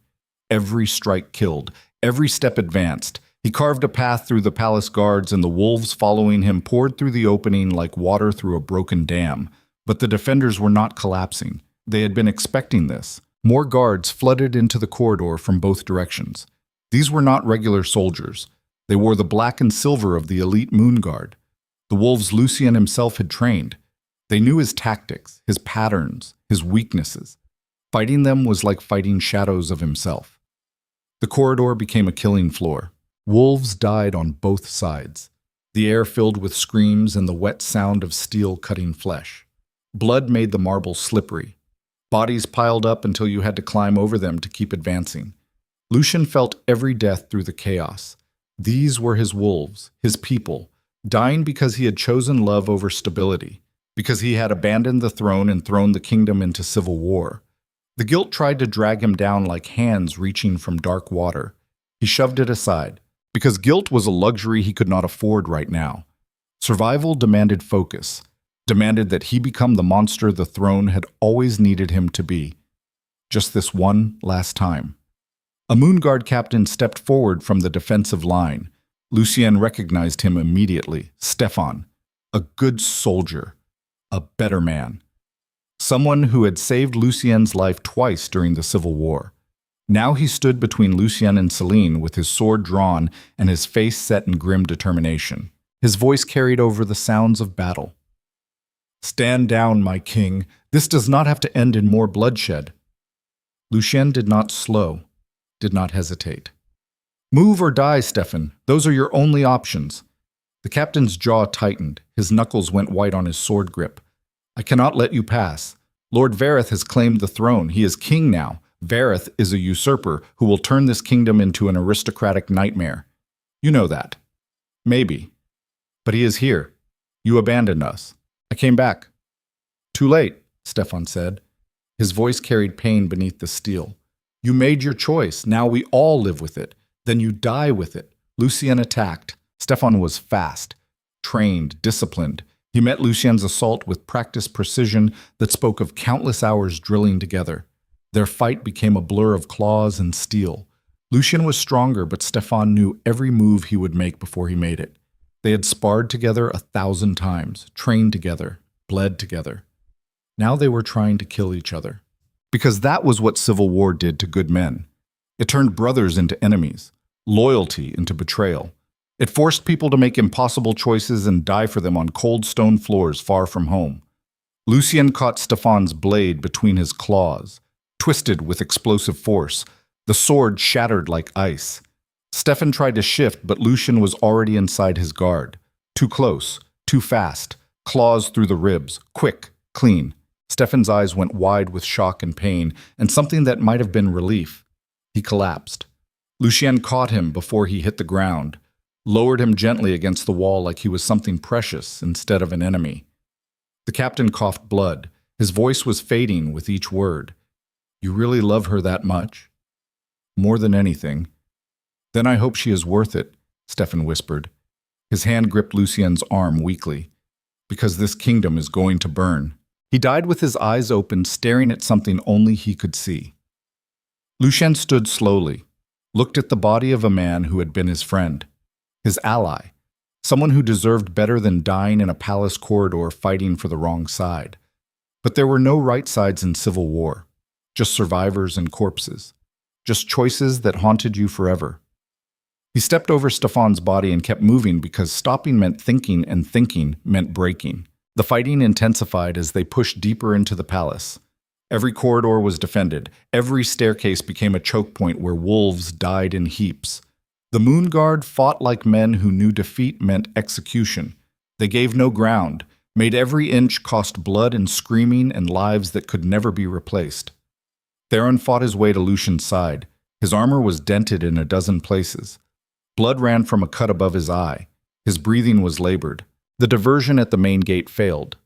Vareth pulled half his forces back to defend the inner palace. We are running out of time. How long? Minutes. Maybe less before we are completely surrounded. Then we move faster. They fought their way up 3 flights of stairs. Bodies littered the steps behind them like terrible seeds that would never grow. Wolves on both sides were dying faster than Lucy. The end could count.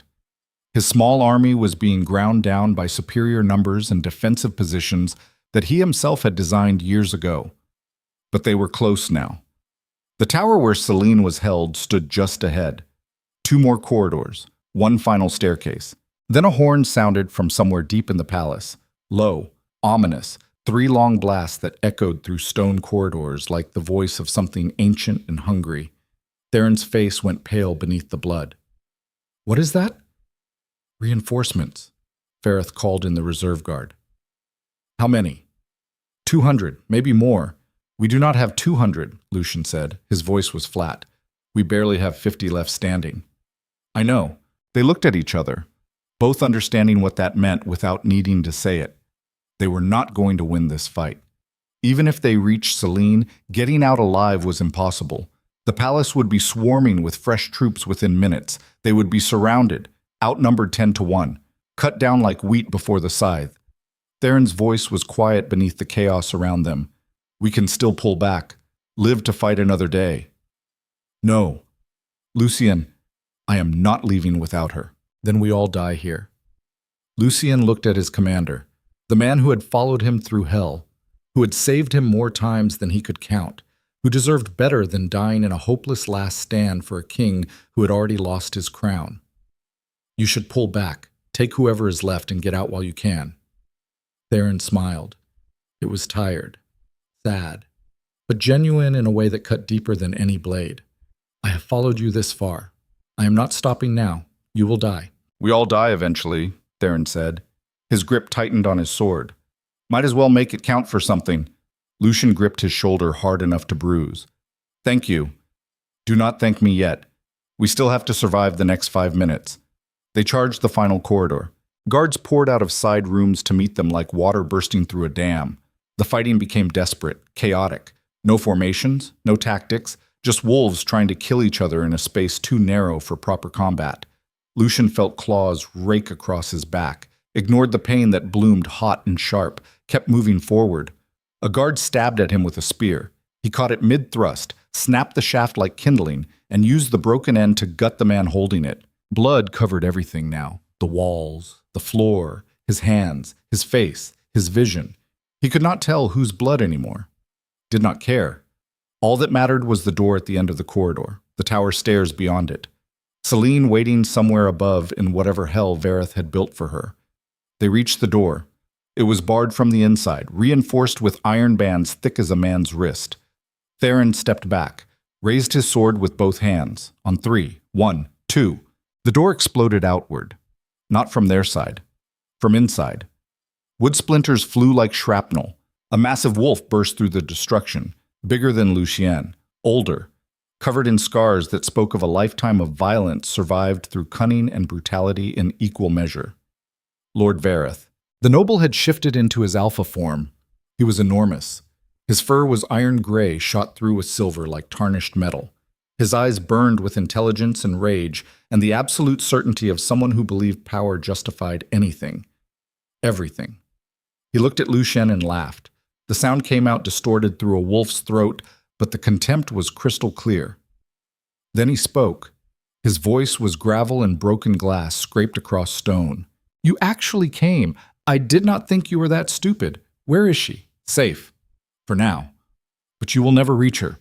Then kill me and get it over with." Vareth smiled, teeth like knives catching torchlight. "Oh, I will. But first you are going to watch everyone who followed you die screaming. Then I am going to make you watch while I execute that Omega bitch you threw away your crown for.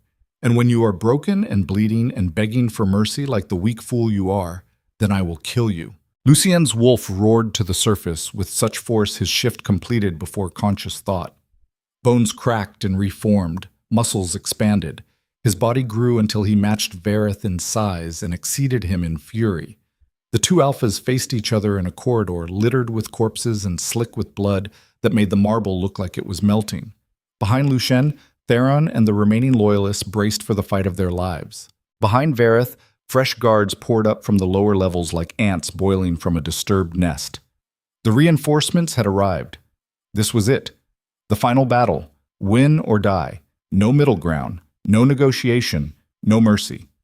Lucien attacked first. He crashed into Vareth with the full weight of his alpha form behind him. They went down in a tangle of claws and fangs and violence so intense the impact cracked the marble floor beneath them. Vareth was older, more experienced. He had survived 40 years of political warfare and 3 assassination attempts that would have killed lesser wolves. But Lucien was desperate, and desperate wolves were the most dangerous creatures in existence. They tore at each other with savage intensity. Claws ripped through fur and flesh. Fangs sought throats. They rolled across the corridor, destroying everything they touched. Stone columns cracked. Walls buckled. The entire palace shook with the force of 2 alphas trying to kill each other. Around them, the battle raged like a wildfire, consuming dry wood. Theron led the loyalists against the fresh guards. Steel rang against steel with sounds like bells announcing the end of the world. Wolves screamed and died. The corridor became a meat grinder, consuming everyone who entered it without distinction or mercy. But the numbers were wrong. For every guard that fell, 2 more appeared to take their place. The loyalists were being overwhelmed by simple mathematics and exhaustion. Lucien felt them dying through the chaos, felt his wolves falling one by one like lights going out. Each death was a knife in his chest, each scream a reminder of what his choices had cost the people who believed in him. He poured all his rage and grief into fighting Vareth, caught the older alpha by the throat, and slammed him into the wall hard enough to crater stone and send dust raining from the ceiling.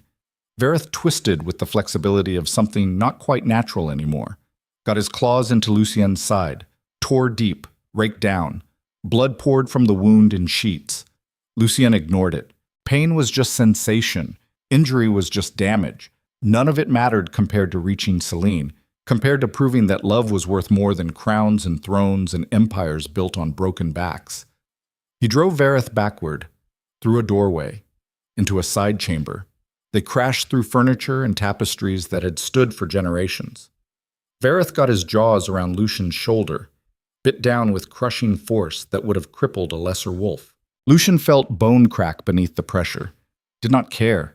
He grabbed Vareth's head with both clawed hands and twisted with every ounce of strength he possessed. Felt vertebrae crack like dry branches. Heard Vareth's grip loosen as pain and damage interrupted the bite. The older alpha fell away. Shifted back to human form because his wolf could no longer hold. His neck was twisted at an unnatural angle, but he was still breathing, still alive through sheer stubborn refusal to die. His voice was a rasp that bubbled with internal bleeding. "You think killing me changes anything? The noble houses will never accept her. The kingdom will tear itself apart. You have doomed Dreadmore to decades of civil war for a woman who is not worth the dirt on your boots. She is worth more than this entire empire. Then you are a fool." Lucien stood over him. His wolf form towered. Blood dripped from dozens of wounds. His breath came in ragged gasps that hurt his cracked ribs. "Maybe. But I'm a fool who chose love over power, and I would make that choice 1,000 times without regret." Vareth laughed. It turned into a cough that sprayed blood across marble. Noble words from a dead king. Then he reached for something at his belt with movements too fast for a man with a broken neck. Should have been impossible. Was not. A blade, small, silver, poisoned with something that made the air around it shimmer. He lunged with the last of his strength. Lucien was faster. His claws came down in one brutal strike, tore through Vareth's throat, opened it to the spine, silenced the old lord forever in a spray of arterial blood. The body collapsed like a puppet with cut strings. Lucien stood over it, breathing hard, every part of him screaming with pain and exhaustion and wounds that should have killed him already. But Vareth was dead.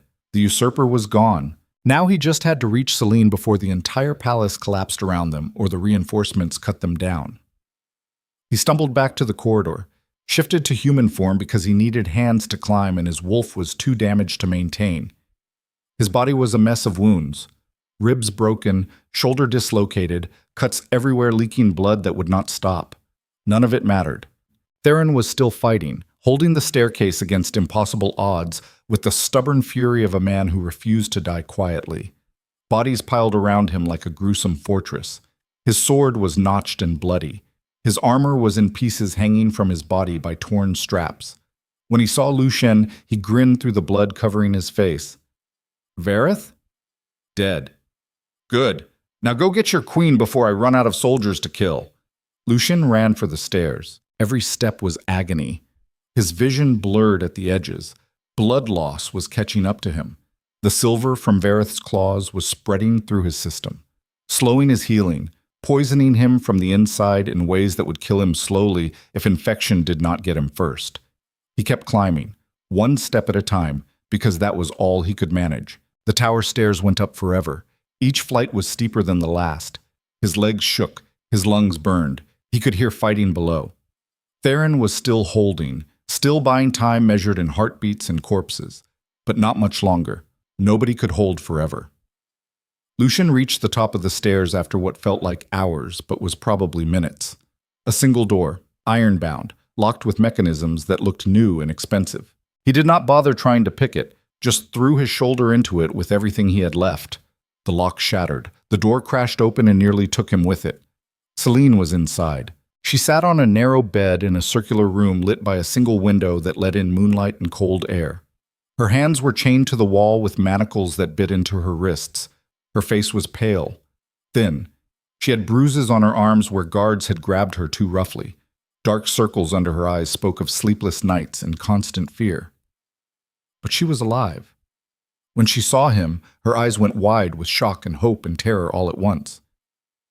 Lucien? He stumbled into the room. His legs gave out. He collapsed to his knees in front of her like a supplicant before something sacred. Her hands came up as far as the chains allowed.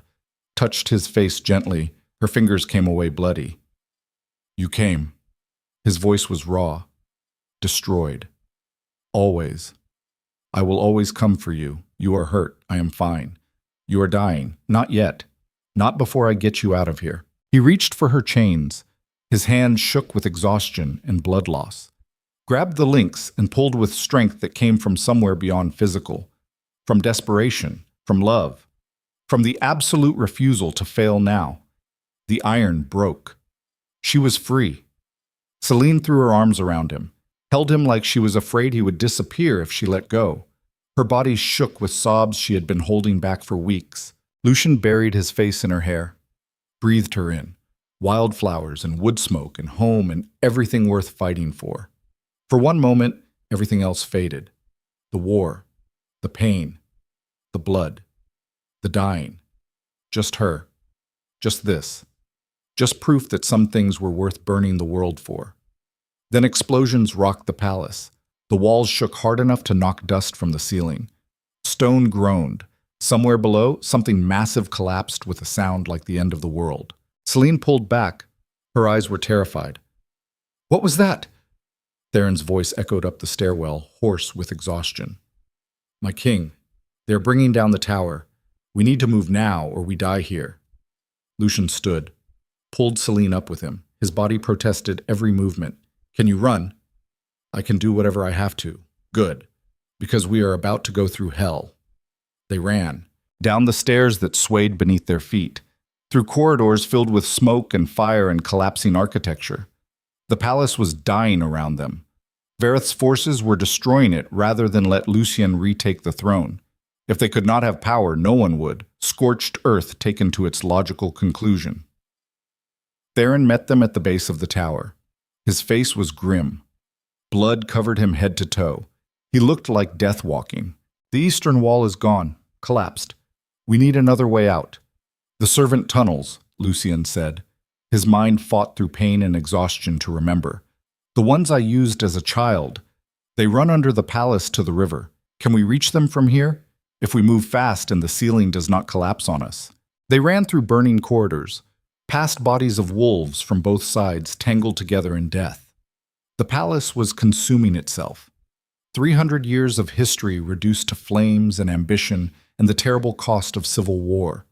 Lucien led them through passages he had not walked since childhood, down forgotten stairs, through storage rooms and servant quarters that nobles never saw. Places where the real work of empire happened, invisible and unacknowledged. Behind them, the palace collapsed section by section. Stone groaned with sounds like giants dying. Walls buckled. The entire structure was coming down in slow motion. They reached the tunnel entrance just as the ceiling behind them gave way, dove through the opening, rolled into darkness as tons of stone crashed down where they had been standing seconds before. The impact sent dust and debris billowing after them. The tunnel was black as pitch, narrow, low. Water dripped from somewhere, creating echoes that made it impossible to judge distance. Selene's hand found his in the darkness. Her grip was strong. Are we safe? Not even close. But we are alive. That is enough. They moved through the tunnel by feel and memory. Lucien's memory of the layout was decades old, but some things you never forgot. The slope down, the turn at the old wine cellar, the place where water pooled ankle deep. The tunnel sloped steadily downward, got colder.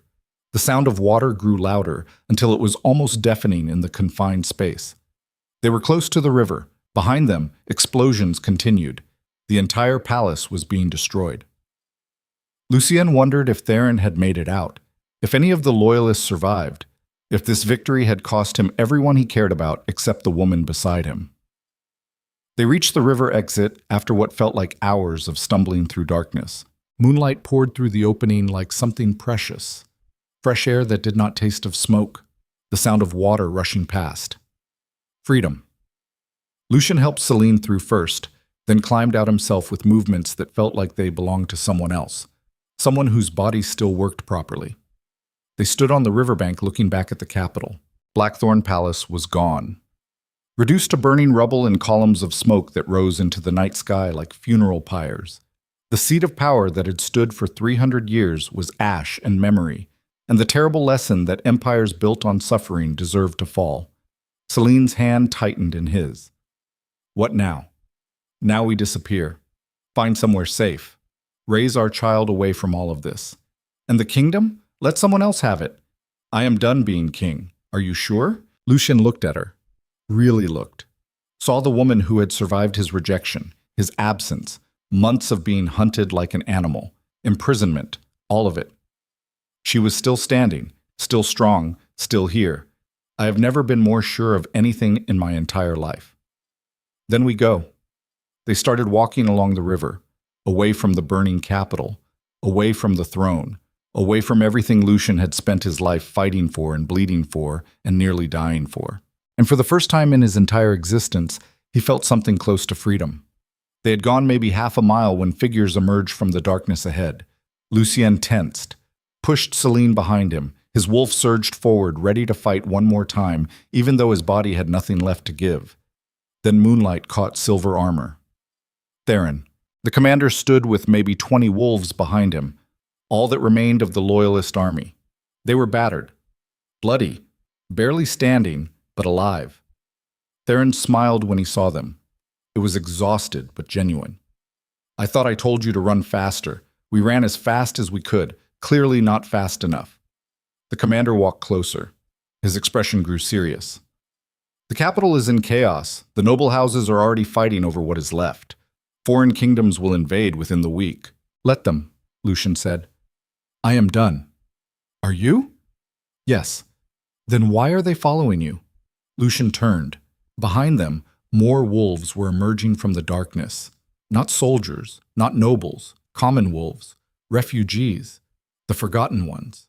They carried weapons scavenged from battlefields, wore mismatched armor that did not fit properly, looked like they had walked through fire and refused to burn, and they were all looking at him with something that might have been hope. One of them stepped forward, an older wolf, scarred, missing an eye, face weathered by hardship. His voice was rough like stone grinding. "We heard what you did tonight, how you came back for your mate, how you fought Vareth and brought down the palace, how you chose love over power. That was not strategy, it was desperation. Does not matter why you did it." The old wolf looked around at the others gathering. "We are tired of kings who only care about crowns, tired of being forgotten, tired of watching noble houses decide our fates while we starve. You showed us something different tonight, someone who fights for what matters instead of what is profitable.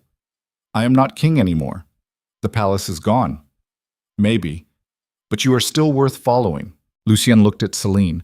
She was watching him with those silver eyes that saw through everything, including the lie he was trying to tell himself. Her voice was soft but carried weight. "They need hope, Lucien. You gave them that tonight. You cannot just walk away from it now. I can if it means keeping you safe. I did not survive this long to hide in the shadows." She stepped beside him, took his bloody hand in hers. "If we are going to build something new, we build it together. Not as king and queen, as partners." Theron cleared his throat. "The capital is lost, but the territories are still there, the forgotten places you marched through. The wolves who have been abandoned by every regime. They would follow you, if you gave them something worth fighting for." "Which is what exactly?" "A kingdom that values people over power." Theron's voice carried weight earned through decades. "The empire is dead. Let it stay dead. Build something better from the ashes, something worth the blood we spilled tonight." Lucien looked around at the wolves gathering in the darkness. More were arriving every minute, drawn by rumor, by hope, by the story of a king who chose his mate over his crown and lived to tell about it. They were not an army. They were survivors looking for something worth surviving for.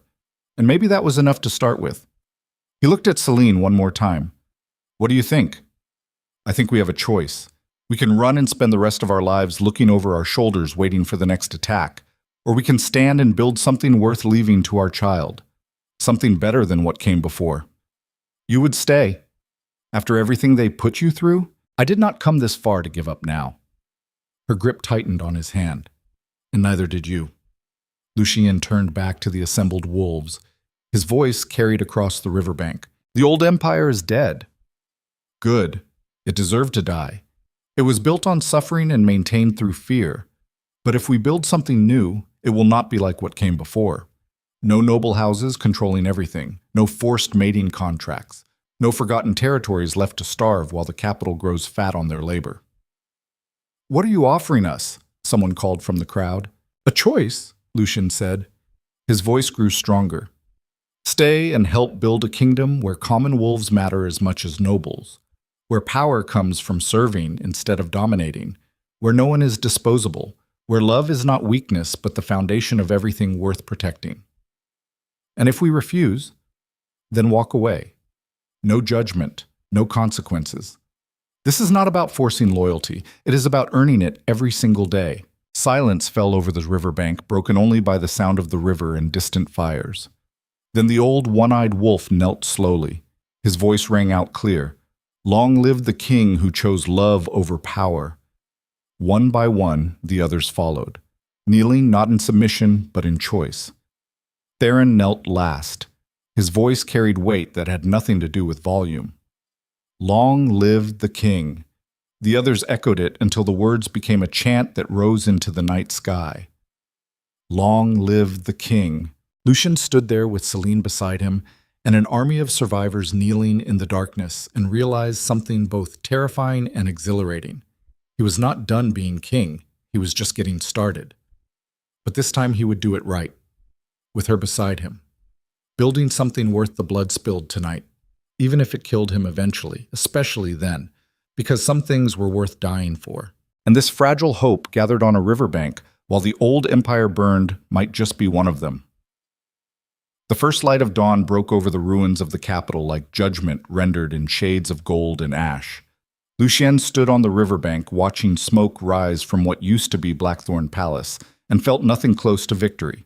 Just exhaustion. Just the weight of every decision that had led to this moment. Just the knowledge that rebuilding would cost more than destroying ever had. Beside him, Selene leaned against his shoulder. Her hand rested over the swell of her stomach where their child grew despite everything the world had thrown at them. She had not spoken since the wolves finished their chant, just stood there breathing and existing and proving that survival was its own kind of strength. Theron approached slowly. His armor was ruined, his face was a mask of blood and dirt and exhaustion that went bone deep, but his eyes were clear. "We need to make decisions, my king. The wolves are waiting. Do not call me that. What should I call you then?" "Lucien." "Just Lucien." Theron almost smiled. "The wolves will not accept just Lucien. They need a king, or at least the idea of one. Then they will be disappointed." "Will they?" Lucien turned to face his commander fully. His voice was raw. "I destroyed the palace, killed half the moon guard, threw the kingdom into chaos. What part of that makes me worthy of leading anything?" "The part where you did it for love instead of power," Theron said quietly. "The part where you proved kings can be something other than tyrants in expensive armor. The part where you showed these wolves that caring about someone does not make you weak. It makes you dangerous. Dangerous is not the same as right." "No, but it is a start." Selene stirred against him. Her voice was soft but carried weight that had nothing to do with volume. "They're not asking you to be perfect, Lucien. They're asking you to try, to build something better than what came before. That is all any of us can do." "What if I fail?" "Then you fail trying to do something good instead of succeeding at being terrible." Her silver eyes met his. "That matters." Lucien looked at the assembled wolves. Dozens now, maybe 100. More were arriving every hour as word spread through the territories. Refugees from forgotten villages, soldiers who had deserted when the palace fell, common wolves who had been stepped on by the empire for so long they barely remembered what hope felt like. They were broken people looking for something to believe in, and somehow they had chosen him. The irony was not lost on Lucien. He had spent his entire life learning to dominate, to control, to rule through fear and calculated violence. Every lesson his father beat into him said that love was weakness, that compassion was liability, that kings who cared too much died young and bloody. But standing here with the old empire burning behind him and survivors gathering in front of him, Lucien finally understood what his father had never learned. Dominance could win kingdoms, but only connection could make them worth ruling. Power without purpose was just violence wearing a crown. And violence eventually consumed everything, including the person wielding it. He had seen that truth written in Stefan's dying eyes, in the bodies piled in palace corridors, in 300 years of empire built on suffering and maintained through fear. The old way was dead. Good. Let it stay dead. He stepped forward, raised his voice to carry across the gathered wolves. "I am not the king you think I am. I am not some hero who came to save you. I am a man who made terrible choices and paid for them in blood, my own and others. I rejected my mate because I thought the throne mattered more than love. I abandoned the territories because I believed the capital was the only thing worth protecting. I ruled through fear because I did not know any other way." The wolves listened in silence. Lucien continued. His voice grew stronger. "The palace is gone. The old noble houses are scattered. The empire that stood for 300 years is ash, and I am responsible for that, for all of it. So if you are looking for someone perfect to follow, you should leave now, because I am not him." Nobody moved. "But if you stay, I promise you this. I will never again choose power over people. I will never again sacrifice the weak to strengthen the strong. I will build a kingdom where common wolves matter as much as nobles, where forced contracts are illegal, where love is not weakness but foundation." He paused. "Let the words settle. I cannot promise success. I cannot promise peace. I can only promise that I will fight for something better than what came before. And I will die trying if that is what it takes." The old, one-eyed wolf spoke up. His voice was gravelly. "What do you need from us?" "Everything. Your strength, your knowledge, your willingness to build instead of destroy. This cannot be one king giving orders. It has to be all of us working together. That is not how kingdoms work. Then we change how kingdoms work, Lucien said. We make this one different, or we die trying. Silence fell over the riverbank. Then a younger wolf stepped forward. Female, scarred. Her voice was fierce. I came from the ash villages, the ones the capital ignored for 50 years. My family starved while nobles grew fat. If you are serious about building something better, I will fight for it. Another wolf spoke up, older, missing fingers. I lost my mate to a forced contract, sold to a noble house like property. If you end that practice, you have my loyalty. One by one, wolves began speaking, sharing stories of suffering under the old empire, voicing hopes for something different. It was not a coronation, not submission. It was negotiation, partnership, the beginning of something that might eventually become trust if they worked hard enough. Theron moved beside Lucien. His voice was low. They are giving you a chance. Do not waste it. I know. Do you? Because this is the hard part. Destroying was easy. Building will take everything you have. I understand. I hope so. Theron gripped his shoulder. Because if you fail, it will not just be you who pays. It will be all of them. That is why I cannot fail. The commander almost smiled. That is why you might actually succeed. They spent the next 3 days on the riverbank, establishing the foundation of what would eventually become known as the New Covenant. Not a kingdom in the traditional sense. Something different. Something built on mutual agreement instead of inherited power. Lucien proposed it. The wolves refined it. Together they hammered out principles that felt revolutionary and terrifying in equal measure. No wolf could be forced into a mating contract, ever. Noble bloodlines would not automatically grant power. Leadership had to be earned. The territories would have representation, equal voice, equal value. Resources would be distributed based on need instead of status. Violence would be reserved for defense, not conquest. It was idealistic, naive, probably doomed to fail within a generation. But it was better than what came before, and better was enough to start with. Selene worked beside him through all of it. She was not queen, she refused the title. But the wolves listened to her anyway because she understood suffering in ways nobles never could. She had lived it, survived it, carried the scars. When disputes arose, she mediated with patience that Lucien did not possess. When wolves grew discouraged, she reminded them why they were fighting. When Lucien's temper flared and his wolf pushed too hard, she pulled him back with gentle words that cut deeper than any rebuke. She was his balance, his conscience. The reminder that strength without compassion was just cruelty wearing different clothes. On the 4th day, a messenger arrived from the southern kingdoms. The man was young, terrified. He delivered his message with hands that shook. King Aldrich of Shadowmere demands your surrender. He claims the throne of Dreadmore by right of conquest. You have 3 days to submit or face his armies. Lucien looked at the messenger, then at Theron, then at the assembled wolves. His voice was calm.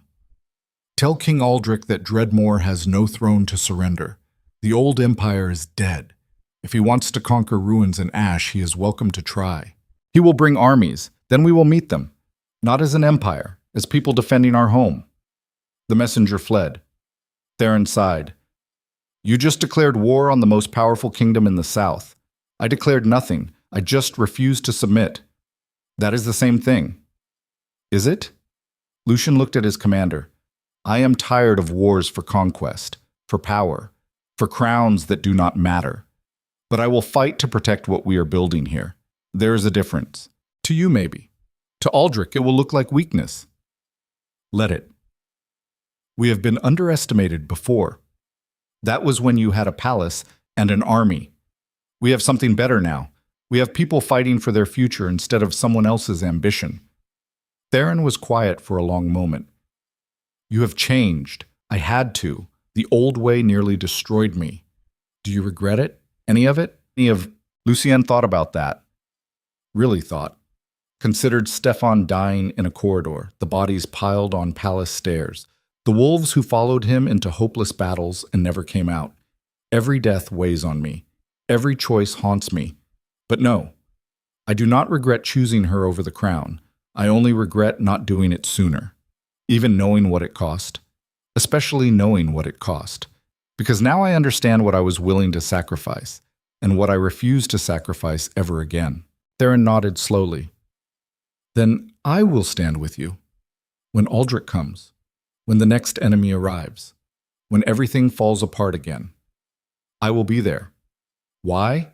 Because you are finally becoming the king your father should have been, and someone needs to make sure you live long enough to finish the job." The Southern armies arrived 6 days later. 3,000 wolves, professional soldiers, battle-tested and hungry for conquest. They marched under banners that had conquered a dozen kingdoms. Their reputation preceded them like a weapon. King Aldrich led them personally. He was massive even for an alpha, scarred, brutal. He had built his empire through violence and maintained it through terror. He did not negotiate, did not compromise. He crushed opposition and salted the earth behind him. He stopped his army a mile from the riverbank encampment, sent another messenger. This one was older, more confident. He delivered his message without fear. "King Aldrich offers one final chance. Kneel, swear fealty. Your people will be absorbed into Shadowmere. Resistance means death for everyone." Lucien stood before the assembled defenders. Maybe 800 wolves now. Refugees and soldiers and common wolves who had never fought a day in their lives but were willing to learn. Against 3,000 professional killers, it was suicide. He looked at Selene. She stood with the other healers. Her stomach was larger now, the child inside her growing despite the chaos. She met his eyes and nodded once. "Trust." Lucien turned back to the messenger. "Tell Aldrich that we will not kneel. We will not submit. We will not trade one tyrant for another. If he wants this land, he will have to take it over our corpses." The messenger smirked. "That can be arranged." He rode away. Theron moved beside Lucien. His voice was grim. "This is going to be a slaughter. I know. We could still run, scatter, survive, and abandon everything we built, everything these wolves believe in. Sometimes survival is victory enough." Lucien looked at the wolves behind him. They were terrified. He could smell it, but they were still standing, still choosing to fight. "Not this time. This time we stand for something, even if it kills us. You're gambling with their lives." "No? I gave them a choice. They chose to stay." "Did they? Or did they follow you because you gave them hope and now they feel obligated?" That question cut deeper than any blade. Because Theron was right. These wolves were here because Lucien had promised them something better, had given them a vision of a kingdom worth fighting for, and now he was asking them to die for it before it even existed. The weight of that responsibility nearly crushed him. Selene appeared at his elbow. Her hand slipped into his. "They chose to stay because they believe you, because you showed them that someone in power can care about more than just maintaining power. Do not dishonor that by doubting them now. What if I lead them to slaughter? Then you will have tried to build something beautiful and failed. That is still better than never trying at all." Lucien looked at her. This woman who had survived his rejection, his absence, imprisonment, who still stood beside him even after everything. "How are you so strong?" "I am not strong." Her voice was quiet. "I am just tired of being afraid, tired of running, tired of living in a world where love is punished and cruelty is rewarded. So I choose to stand. Not because I think we will win, but because sitting down means accepting that nothing ever changes, even if it costs you everything, especially then." Lucien pulled her close, rested his forehead against hers, felt the mate bond pulse between them. Stronger now, healing slowly. "If we survive this, I'm going to spend the rest of my life proving I deserve you. You already have." She smiled. "But I will let you keep trying anyway." Come. The battle began at dawn. Aldrich's forces attacked in waves designed to overwhelm through sheer numbers. Professional strategy, brutal efficiency. Lucien's defenders met them with desperation and heart. The fighting was vicious from the first moment. Wolves clashed in a chaos of claws and steel, blood soaked into riverbank mud. Screams filled the air. The defenders held their ground through sheer, stubborn refusal to break. Lucien fought at the front. Not as a king, as a wolf protecting his pack.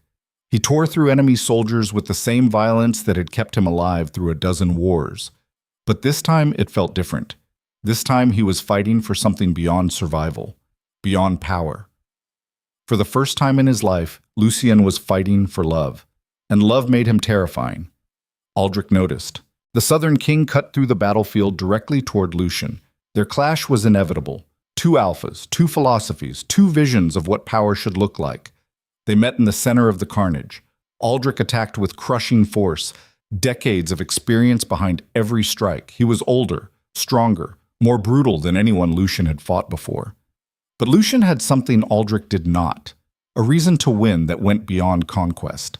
They fought with savage intensity. The ground around them cleared as other wolves gave them space.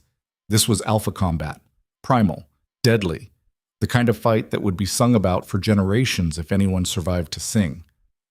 Aldrich was relentless. Every attack designed to kill, to dominate, to prove that power was the only thing that mattered. Lucien defended, countered, refused to break, because breaking meant watching Selene die, watching their child die, watching every wolf who believed in him get slaughtered, and he would die 1,000 times before letting that happen. The fight lasted hours, or minutes. Time became meaningless, just pain and blood and the desperate struggle to stay alive one more second. Aldrich caught him by the throat, lifted him off the ground. His voice was a growl. "You die here.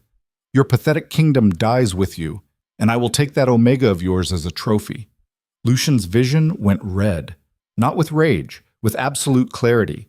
He had spent his entire life learning to control his wolf, to suppress it, to keep it leashed because unleashed it was too dangerous, too uncontrollable. But some things deserved to be unleashed. His shift completed so fast it was almost instantaneous. His wolf exploded out of him with power that came from somewhere beyond physical, from love, from desperation, from the absolute refusal to fail. He tore Aldrich's throat out in one bite. The Southern King collapsed, dead before he hit the ground. Silence crashed over the battlefield. The Southern armies stared at their fallen king, at the wolf standing over him covered in blood and radiating violence that promised death to anyone who took another step. Then they broke, turned, fled, scattered like leaves before a storm. The battle was over. Lucien stood in the aftermath, breathing hard. His wolf was still riding him, still ready to kill, still protecting. Then he heard her voice.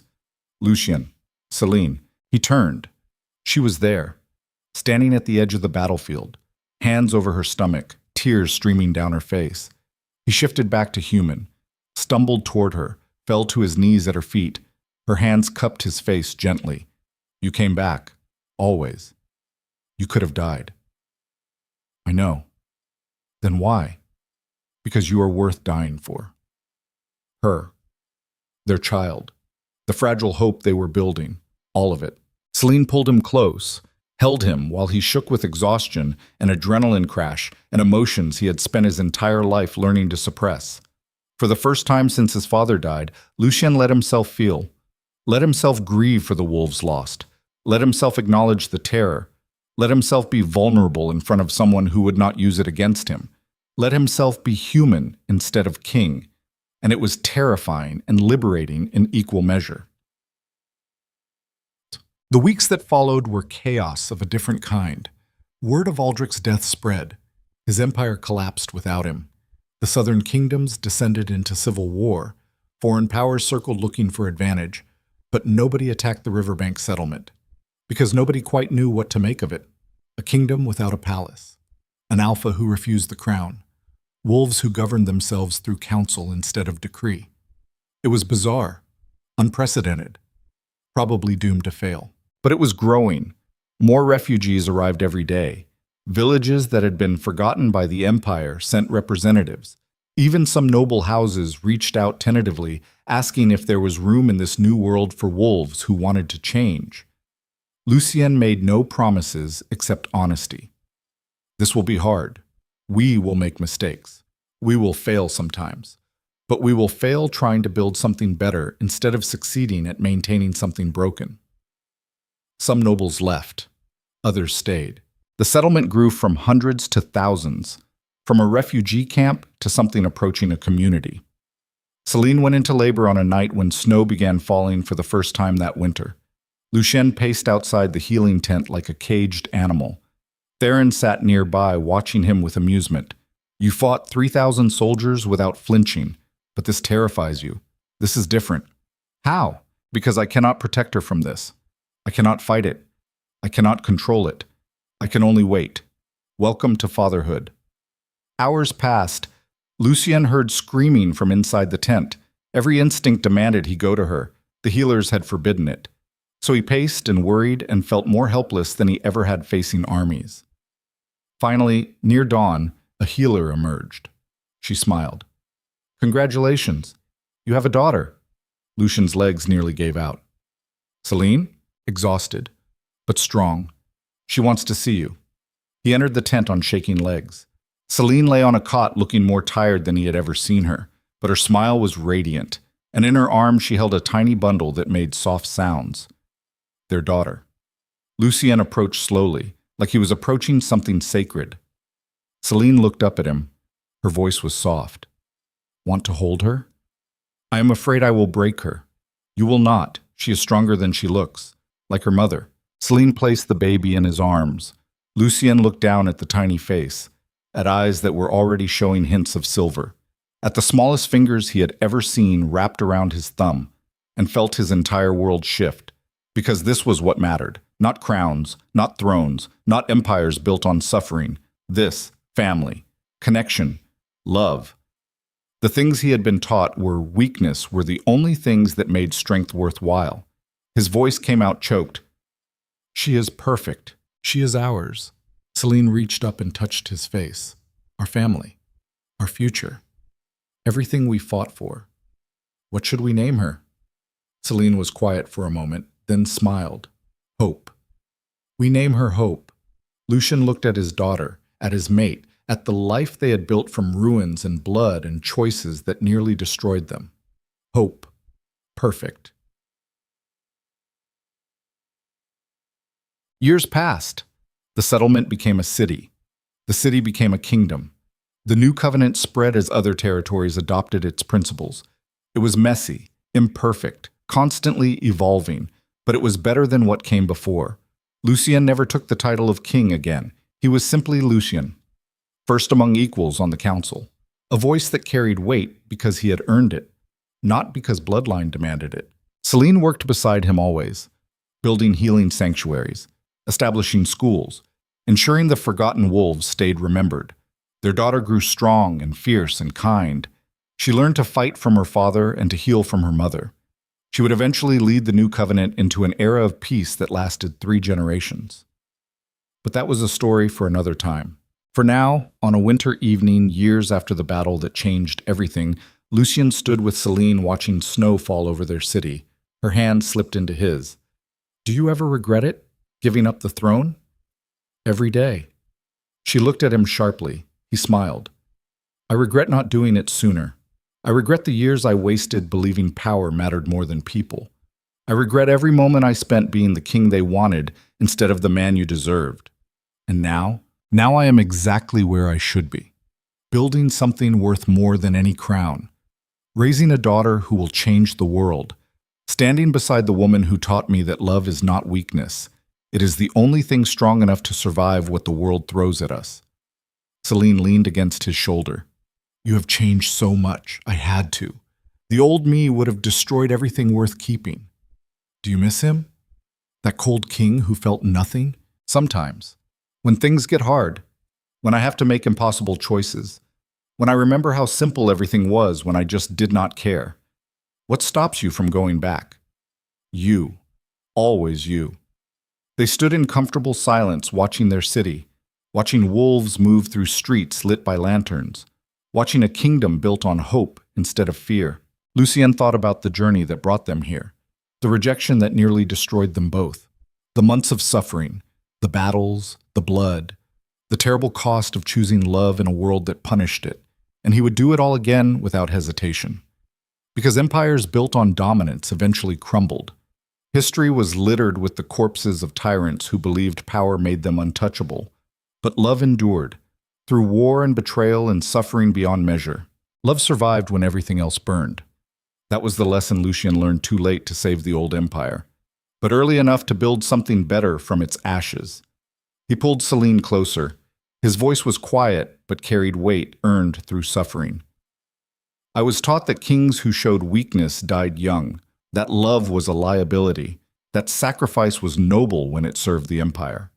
And now I know that real strength is admitting you need someone, that love is the most dangerous weapon I ever wielded, and that the only sacrifice worth making is giving up power to protect what actually matters. Selene smiled. You finally learned. The hard way. But yes. She turned in his arms, looked up at him with those silver eyes that had seen him at his worst and loved him anyway. I forgive you. For what? For rejecting me. For the pain. For everything. I forgive you. Lucien felt something break open inside his chest. Not the mate bond. Something deeper. The last remnant of guilt he had been carrying since that terrible night in the throne room. Why now? Because you have spent years proving you are different than you were. Because you chose to change instead of making excuses. Because you showed me that people can become better than their worst moments. I do not deserve your forgiveness. Maybe not. But I'm giving it anyway. That is what love is. Choosing to forgive. Choosing to trust. Choosing to believe that tomorrow can be better than yesterday.